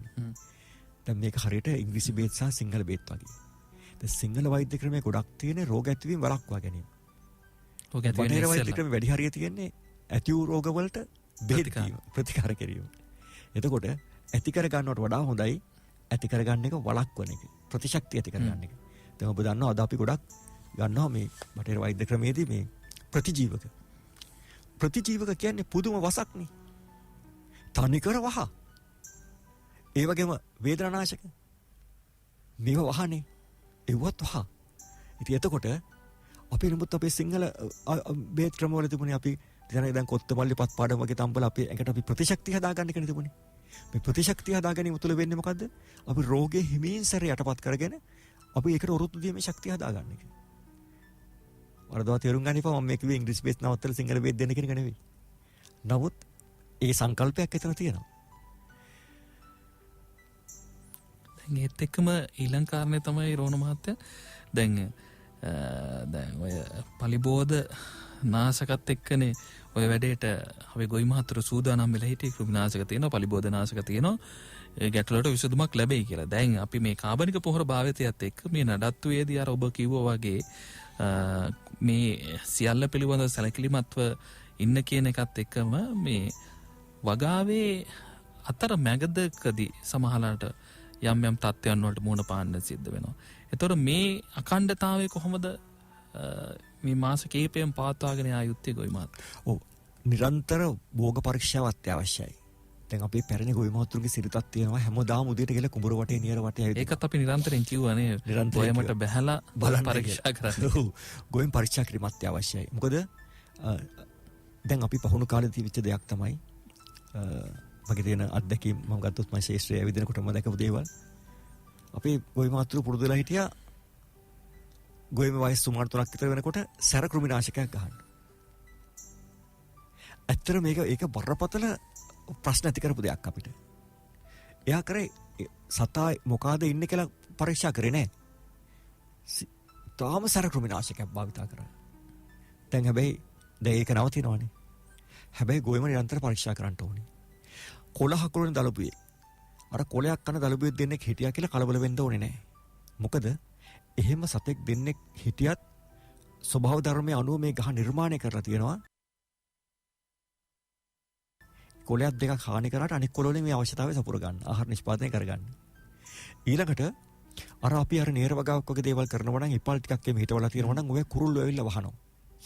ඒතර මේ කුරුල්ලෝ අර දලබුව දැක්කොත් අහුල ගන්නවා. අපි ස්වභාව ධර්මයටත් පොඩ්ඩක් විතරින් ඉඩ දෙනවා. ඒ වගේම මේ කෘමින් වගේ වැඩි වෙනකොට ඔය ගෙම්බුවගේ සත්තුත් කුඹුර වල ඇති වෙනවා. ඊට අමතරව ඔබ දන්නවා කුඹුරේ ගොඩාක් ඉන්නවා හිතකර කෘමීන්. අපි කියනවා බෝතල් කුරුමිනියා, බත් කූරා, එතකොට ඉබි කුරුමිනියා, ඒ වගේම වතුර මත ඉන්නවා ජලපදිකයෝ, ජල උරුකාරයා. මේ විදිහට ගොයමට හිතකර, ගොවියට හිතකර අර සතුන්ව ආහාරට ගන්න සත්තු ඉන්නවා. මේ සත්තුන්ගේ ප්‍රජාවට ව්‍යාප්ත වෙන්න අපි ඉඩ දෙන්න ඕනේ. අර කුඹුර පරීක්ෂා කිරීමෙන් බලාපොරොත්තු වෙන්නේ දැන් අර දුඹුරු පැල කීඩය වගේ හානිය පාලනය කරගන්න. අර අපේ අර කලින් ආව මහත්තයා ඇහුවා ඒ ප්‍රශ්නේ. කීඩය හානිය වළක්ව ගන්න කොහොමද? අපි දැන් පරීක්ෂා කරද්දී මේ කීඩයව මුල්ම අවස්ථාවේ අපි දැක ගන්න ඕනේ. ඒ සඳහා කරන්න පුළුවන් දේ තමයි සාමාන්‍යයෙන් සති 2 පැන්නට පස්සේ ගොයමට. සති 2-3 වයස වගේ යනකොට එතනින් පස්සේ සතියකට වතාවක් හෝ දෙවතාවක් කුඹුරේ තැන් වලට බැහැලා කුඹුර මැද්දට ගිහිල්ලා නිරයිනේ මැද තැන් වලින් ගොයන් ඈත් කරලා අතින් ඈත් කරලා බලන්න ඕනේ පඳුරේ මුල මේ සත්තු ඉන්නවද කියලා. මේ සත්තු එකා දෙන්න පඳුරේ ඉන්නවා නම් ෂණිකව කළ යුතු දේ තමයි වතුර කඩලා වතුර මට්ටම අඩු කරන එක. වතුර මට්ටම අඩු කරපු ගමන් එතකොට මොකද්ද වෙන්නේ? අර ඒ සත්තුන්ගේ බෝවීම අඩු වෙනවා. ඒක උපක්‍රමයක්. නමුත් මේ ගහක එක පඳුරක සත්තු 10-12 ඉන්න මට්ටම දක්වා මේක වර්ධනය වුණොත් අන්න එතකොට අපිට කෘමිනාශක අවශ්‍යතාවයක් මතුවෙනවා. අන්න එතනට යන්න නැතුව මේක බේර ගන්න ඕනේ. ඒක තමයි වැදගත් වෙන එක දෙයක්. ඊළඟට මේ කන්නේට වගා කරනවා කියන එක. ඒක අත්‍යවශ්‍යයි. දැන් අපි පහුවෙලා වගා කරොත් වෙනවා පැලමැක්කා. පැලමැක්කගේ හානිය ආපු ගමන් අර ගොයන් පැලවල නිකන් කොළ සීරලා වගේ සුදු පාට වෙලා තියෙනවා හැකියilla. ඉතින් එතකොට දැන් එහෙම අවස්ථාවක පැලමැක්ක යම් විදියකින් අපි මුල් අවස්ථාවේ වගා කරොත් අර වර්ෂා කාලයේ ලැබෙන වැස්සත් එක්ක මේ පැලමැක්ක සේදිලා වගේ විනාශ වෙලා යනවා. මොකද හරීම දුර්වල සතෙක්. ජලයටත් යා විනාශ වෙනවා. ඒතකොට පැලමැක්ක හිටියොත් අපිට කරන්න පුළුවන් දෙයක් තමයි නියර වක්කර හොඳට වහලා වතුර පුරවලා කුඹුර යට කරලා තියනවා දවස් දෙකක් විතර. යට කරලා තියනවා. එතකොටත් අපිට පුළුවන් මේ පැලමැක්කව පාලනය කරගන්න. ඉතින් ඔන්න ඔය විදිහට අර සුපරීක්ෂාව හිටියොත් විතරයි අපිට මේ දෙයට ක්‍රියාත්මක වෙන්න පුළුවන්. දැන් ගොයමේ පසු කාලෙක අපිට එනවා ගොයම් මකුණා නැත්නම් ගොයම් මැස්ස කියන සතා. ගොයම් මැස්ස කියලා අපි කියන්නේ නමුත් ගොවි මහත්තුරු කියනවා මේ නිවැරදි වචනේ ගොයම් මකුණා. මෙයා ලොකු හානියක් කරනවා කරල් වලට බීජ වලට. මේ සතා අපි දැක්කොත් අපිට කරන්න පුළුවන් පොඩි උපක්‍රම තියෙනවා. ඒ සත්තු කීප දෙනෙක් ඒ සතෙක් අල්ලලා අපි නූලකින් ගැට ගහලා වගේ අතහැරියොත් ඒ සතා කරන්නේ ඒ සතා ස්වභාව ධර්මයෙන් ඒ සතාව කවුරු අල්ලගත්තොත් අනිත් පැටියා සංඥාවක් දෙනවා අනතුරක මං ඉන්නවා පරිස්සම් වෙලා බේරියල්ල කියලා. ඒ නිසා මෙයා නූලකින් ගැට ගන්නවා. සමහරු කරනවා ලී කෝටුවක් හිටවලා දෙහි ගෙඩියක් ගහලා ඒ කුඩාර සතෙක් අමුණලා තිනවා අල්පිනෙත් එක. එයා ඇඟෙන් විසක් නිකුත් කරනවා. මේ විස මගින් අනිත් පැයට පණිවිඩයක් දෙනවා. අපි අනතුරක ඉන්නවා කියලා. ඒ සුවඳ ආපුවම අනිත් සත්තු මෙතනින් පලා යනවා. මෙන්න මේ වගේ පුංචි උපක්‍රම තියෙනවා අපිට පාවිච්චි කරන්න. කොහොමුණත් මේ වැඩේ අවධානයෙන් සිටිය යුතු වැඩක්. අභියෝගයක් අපිට තියෙනවා. අභියෝග ජය ගන්න නම් නිරන්තර සුපරීක්ෂාව තිබිය යුතුමයි. ජලය කියන කාරණේ දැන් මේ මෙතෙන්දී කොයිතරම් වැදගත්ද? මොකද ජල පාලනයට කටයුතු කරන අවස්ථාවන් තියෙනවා. ඒක වල් පාලනයයි ජලයයි එක්ක බැඳෙනු සම්බන්ධයක් තියෙනවා. දැන් කාබනික වගාවත් එක්ක ගියපුවාම ජලය කියන එක කොයි විදිහටද ගොවි මහත්තයා තේරුම් ගන්න ඕනේ? ඔව් අනිවාර්යෙන් ජලය අපිට කලින්ට වඩා වැඩිපුර පාවිච්චි කරන්න සිද්ධ වෙනවා. එතකොට වගාව සඳහා ජලය වැඩිපුර පාවිච්චි කරන වෙන නිසා මුල් අවස්ථාවලදී ජලය පාවිච්චි කිරීම හැකිතාක් අපි අඩු කරන්න ඕනේ. ඒ කියන්නේ බිම් සකස් කිරීම සඳහා නාස්ති කරන එක. දැන් අපි ඉස්සර බිම් සකස් කරනකොට ලොකු වතුර ප්‍රමාණයක් භාවිතා කරන්නේ. හැකිතාක් වැසි ජලයෙන් මේ වගාව කරගෙන දැන් ස්වභාව ධර්මයත් එක්ක යන්න වෙනවා. දැන් අපිට ඕන විදිහට යන්න බෑ මේක. කාබනික වගාව යනකොට අර ඔක්කොම කතන්දර එකට ගලපන්න ඕනේ. අපිට මේ කාබනික පොහොර ටික විතරක් දාලා කාබනික වගාව කරන්න පුළුවන් කියලා හිතනවා නම් ඒක මිත්‍යාවක්. ඒක ඇත්තටම. ඒක කරන්න බෑ. මේක සම්පූර්ණ පැකේජ් එකක්. වගා කට්ටලයක්. මේකේ අංගෝපාංග ඔක්කොම එකට සම්බන්ධ කරොත් විතරයි මේක ප්‍රතිඵල අපිට ගන්න පුළුවන්. ඒ නිසා වගාව පටන් ගන්න අවස්ථාව ඒ සියලු දේ හරියට සිද්ධ වෙන්න ඕනේ. අර මහා වර්ෂාව දැන් අපි දන්නවනේ අපිට වර්ෂාපතන රටා දෙකක් තියෙනවා. අපි යලකන්නේ කියලා එක වර්ෂාවක් කියනවා, මහ කන්නේ එක වර්ෂාවක් කියනවා. දැන් මහ කන්නේ වර්ෂාවට අපි කියනවා දැන් අපිට එළවෙන්නේ මහ කන්නේනේ. මේ මහ කන්නේ අපිට එනවා මෝසම් වර්ෂාව, ඊශාන්තික මෝසම් වර්ෂාව. සාමාන්‍යයෙන් මේ ඊශාන්තික මෝසම් වර්ෂාව මේ ඔක්තෝබර් අග වගේ පටන් අරන් දැන් නොවැම්බර් දෙසැම්බර් මාසවල තමයි ඒක තදින් අපිට ලැබෙන්නේ. ඒතර ඔක්තෝබර් වලට පෙර අපිට ලැබෙන ඔක්තෝබර් සහ සැප්තැම්බර් අග වගේ වර්ෂා ටිකක් ලැබෙනවා. ඒවට අපි කියනවා සංවහන වර්ෂා කියලා. නැත්නම් පෙර මෝසම් වර්ෂා සංවහන. මේ සංවහන වර්ෂාවල විශේෂත්වයක් තියෙනවා. ඒක අඛණ්ඩ වැසි නෙමෙයි. කඩින් කඩ වැහි ලැබෙන්නේ. අද වැස්සා අද හවස ගොඩක් කරලා මධ්‍යම කඳුකරයට හවස පටන් අරගෙන මුහුදු බඩ දක්වා ක්‍රමයෙන් පැතිරලා දැන් හවස 2ට වගේ පටන් ගන්නවා මධ්‍යම කඳුකරේ වර්ෂාව. ටික ටික මේක පැතිරලා රෑ 8-9 වෙනකොට මුහුදු බඩ ප්‍රදේශවල වර්ෂාව ලැබෙනවා. මේක තමයි වර්ෂාව පැතිරෙන. අපි කියන තනින් තන කඩින් කඩ වැසි ඇති වෙයි කියලා. ගිගුරුම් සහිත වැසිත් ඇති වෙනවා. මෙන්න මේ වර්ෂාව විශේෂයෙන් මහ කන්නේ එන වර්ෂාව මේක අපි බලාපොරොත්තු වෙනවා සැප්තැම්බර් මාසේ අගභාගයේ. අන්නේ වර්ෂාවත් එක බිම් සකස් කරලා අපි වගාවට සූදානම් වෙන්න ඕනේ. එතකොට තමයි අපිට මේකෙන් ගොඩ යන්න පුළුවන්. දැන් අපි ගොඩක් දෙනෙක් මොකද කරන්නේ? වැවෙන් වතුර එරියට පස්සේ උන වාරි මාර්ගයකින් හරි මහවැලියෙන් හරි තීරණය කරනවා වැවේ වතුර දෙන දවස. එදා වතුර දුන්නට පස්සේ අර වතුර වහන්න කලින් ගිහලා යන්තම් අහගෙන ඉහිනවා. මේක කරන්න බෑ. දැන් අපිට මේ වාරි මාර්ග පද්ධතිත් එක්ක සාකච්ඡා කරන්න වෙනවා. කවද්ද වගා කන්නේ පටන් ගන්නෙ? නිවැරදි දවසේ වතුර ඉෂුව කරන්න ඕනේ. වතුර හරියට දෙන්න ඕනේ. එතකොට අපිට සමහරට වගා භූමි ප්‍රමාණය ටිකක් අඩු කරන්න වෙයි. වතුර භාවිතය ටිකක් වැඩි කරන්න වෙයි. මේ වගේ දේවල් කරලා අපිට සමහර ජල සපයුම් අඩු කුඹුරවල යල් කන්නේ වෙනත් භෝග වගා කරන්න වෙයි. එවැනි වගා රටාවකට අපිට යන්න සිද්ධ වෙනවා. දැන් අපි පැරැන් නොකලේ මහ කන්නේ වගා කරා අක්කර වෙලා යල් කන්නේ වගා කරේ මේ අර බෙත්ම කියන එක පොඩි කොටසක් විතරයි. පොඩි කොටසක් විතරයි වගා කරේ බෙත්ම. මහ කන්නේ වගා කරේ ඉතුරු හරියත් එක්ක. අනේ විදිහේ අපිට මේක පුළුල් මාතෘකාවක්. මේක ඇත්තටම මේක අපිට වෙනවා මේ විෂයන් ගණනාවක් එක එකතු කරලා කතා කරන්න ඕන මාතෘකාවක් මේ කාබනික වගාව කියන්නේ. නැතුව යූරියා අපි යූරියා නවත්තලා මේකට මේ අහවල් පෝරක දානවා කියන එක නෙවෙයි කාබනික වගාව කියන්නේ. ඊට වඩා පුළුල් දෙයක්. ක්‍රියාවලියක් කියන එක පැහැදිලි මුලින් ඉඳලා ඔබ අහගෙන හිටියනම් මේ ක්‍රියාවලියට හුරු වෙලා එකින් එක ඔබට ගන්න පුළුවන් වුණොත් හරියට ඔබේ විවගාවේදී මම හිතන්නේ මේක අභියෝගයක් නෙවෙයි ඔබට එය සාර්ථක කරගන්නට පුළුවන්. රෝණමත මේ සියල්ලම එකතු කළ අවසාන වශයෙන් අපේ ගොවි මහත්තයාට දෙන්න තියෙන පණිවිඩය මොකක්ද? අපි මේ දිහා සුබවාදීව බලමු. මේ යථාර්ථයක් කරගන්න උත්සාහ කරමු. ලැබෙන ප්‍රශ්න අභියෝග ඒවට සාර්ථකව මුහුණ දීලා මේ අභියෝගයෙන් අපි ජය ගනිමු. ඒ සඳහා සූදානම් වෙන්න කියන එක තමයි ගොවි මහතුරුන්ට අපිට කියන්න තියෙන්නේ. අපි අද මේ කාබනික වගාවත් එක්ක නැත්නම් මේ කාබනික කෘෂිකර්මාන්තයත් එක්ක කාබනික පොහොර භාවිතයත් එක්ක අපේ රටේ ඉදිරි කන්නේදී විවගාවේදී කොයි විදිහටද ගොවි මහත්තයා කටයුතු කරන්නට ඕනේ, ඒ සඳහා සූදානම් විය යුත්තේ, ඒ සඳහා තියෙන අභියෝග මොනවද, ඒවා කොහොමද අපි අවබෝධ කරගෙන ඉස්සරහට යන්නේ කියන කාරණා සම්බන්ධයෙන් තමයි අපි අද කතා කළේ. මේ විවගාව සම්බන්ධයෙන් මේ අපි කතා කරපු දෑහල ඉදිරියේදී යම් ගැටලුකාරී තත්ත්වයක් තිබුණොත්, යම් ප්‍රශ්නයක් තිබුණොත් අපි රෝණ මහත්තයාට කතා කරන්න. එතුමාගේ දුරකථන අංකයත් මතක් කරන්නම්.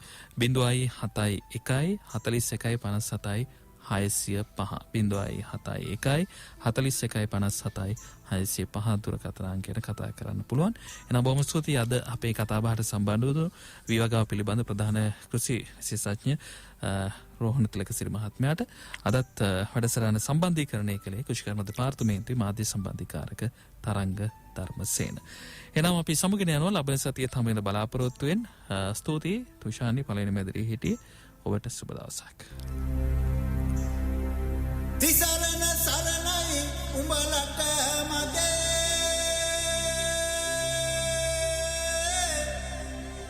වහු දරුවෝ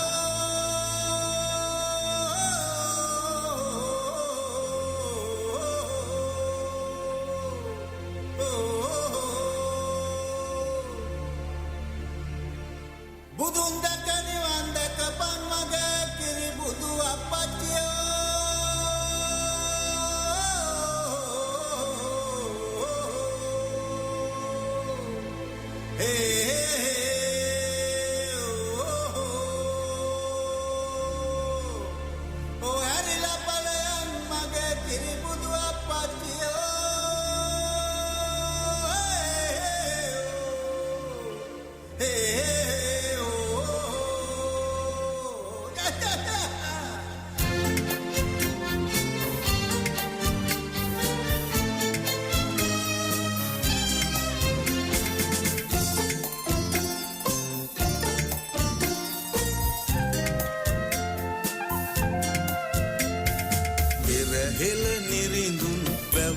තනන්නේ දහසක් මතු පරපුර වෙනු වෙන්නේ ඒ රජ මග මැයි අද අප ගන්නේ දහසක් වැව් තනමු රජුන් වී වැගම් ගොඩ නගමු පතයි බතයි රන් කෙතයි කෙතයි පැදිෙන්නේ පැසෙන්නේ දහස් දහස් වැව් නැගී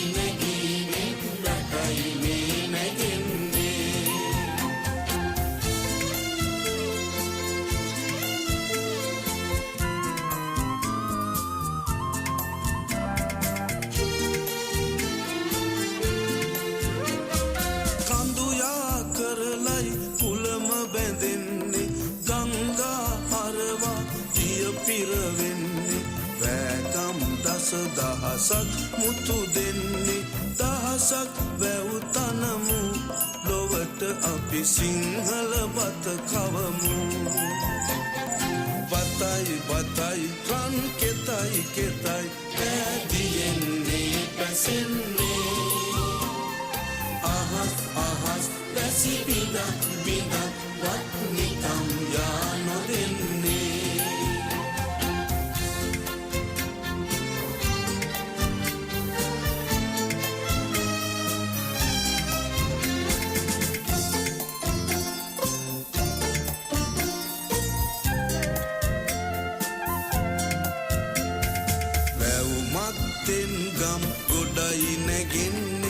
ගම්මත්තෙන් දාගබ බබලන්නේ පන්සල ගම් ගොඩ එකට බැඳෙන්නේ දහසක් වැව් තනමු මේ වැව් සැබියාවෙන් රට නගමු පතයි බතයි රන් කෙතයි කෙතයි ඇදියෙන්නේ පැසෙන්නේ ලොවේ ලොවේ වැව් කලා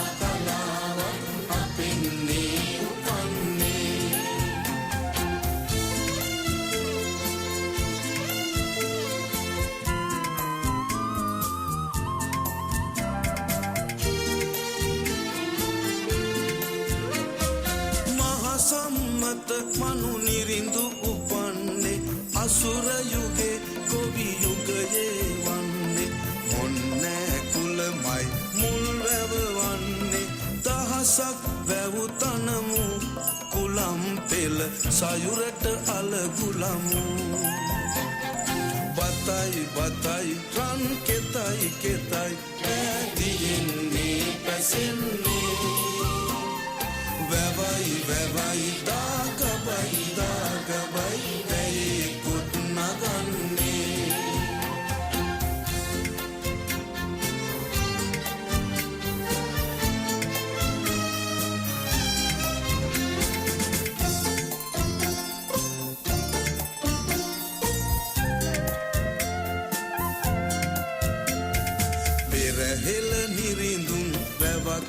ගණන්නේ දහසක් මතු පරපුර වෙනුවෙන්නේ ඒ රජ මගමැයි අද අප ගන්නේ දහසක් වැව් තනමු රජුන් වී වෑගම් ගොඩ නගමු බතයි බතයි රන් කෙතයි කෙතයි ඇදිරෙන්නේ පැසෙන්නේ දහස් දහස් වැව් නැගී නැගී මෙන් රටයි මේ නැගෙන්නේ බතයි බතයි රන් කෙතයි කෙතයි ඇදිරෙන්නේ පැසෙන්නේ වැවයි වැවයි දාගබයි දාගබයි වැයේ කොට නගන්නේ බතයි බතයි රන් කෙතයි කෙතයි ඇදිරෙන්නේ පැසෙන්නේ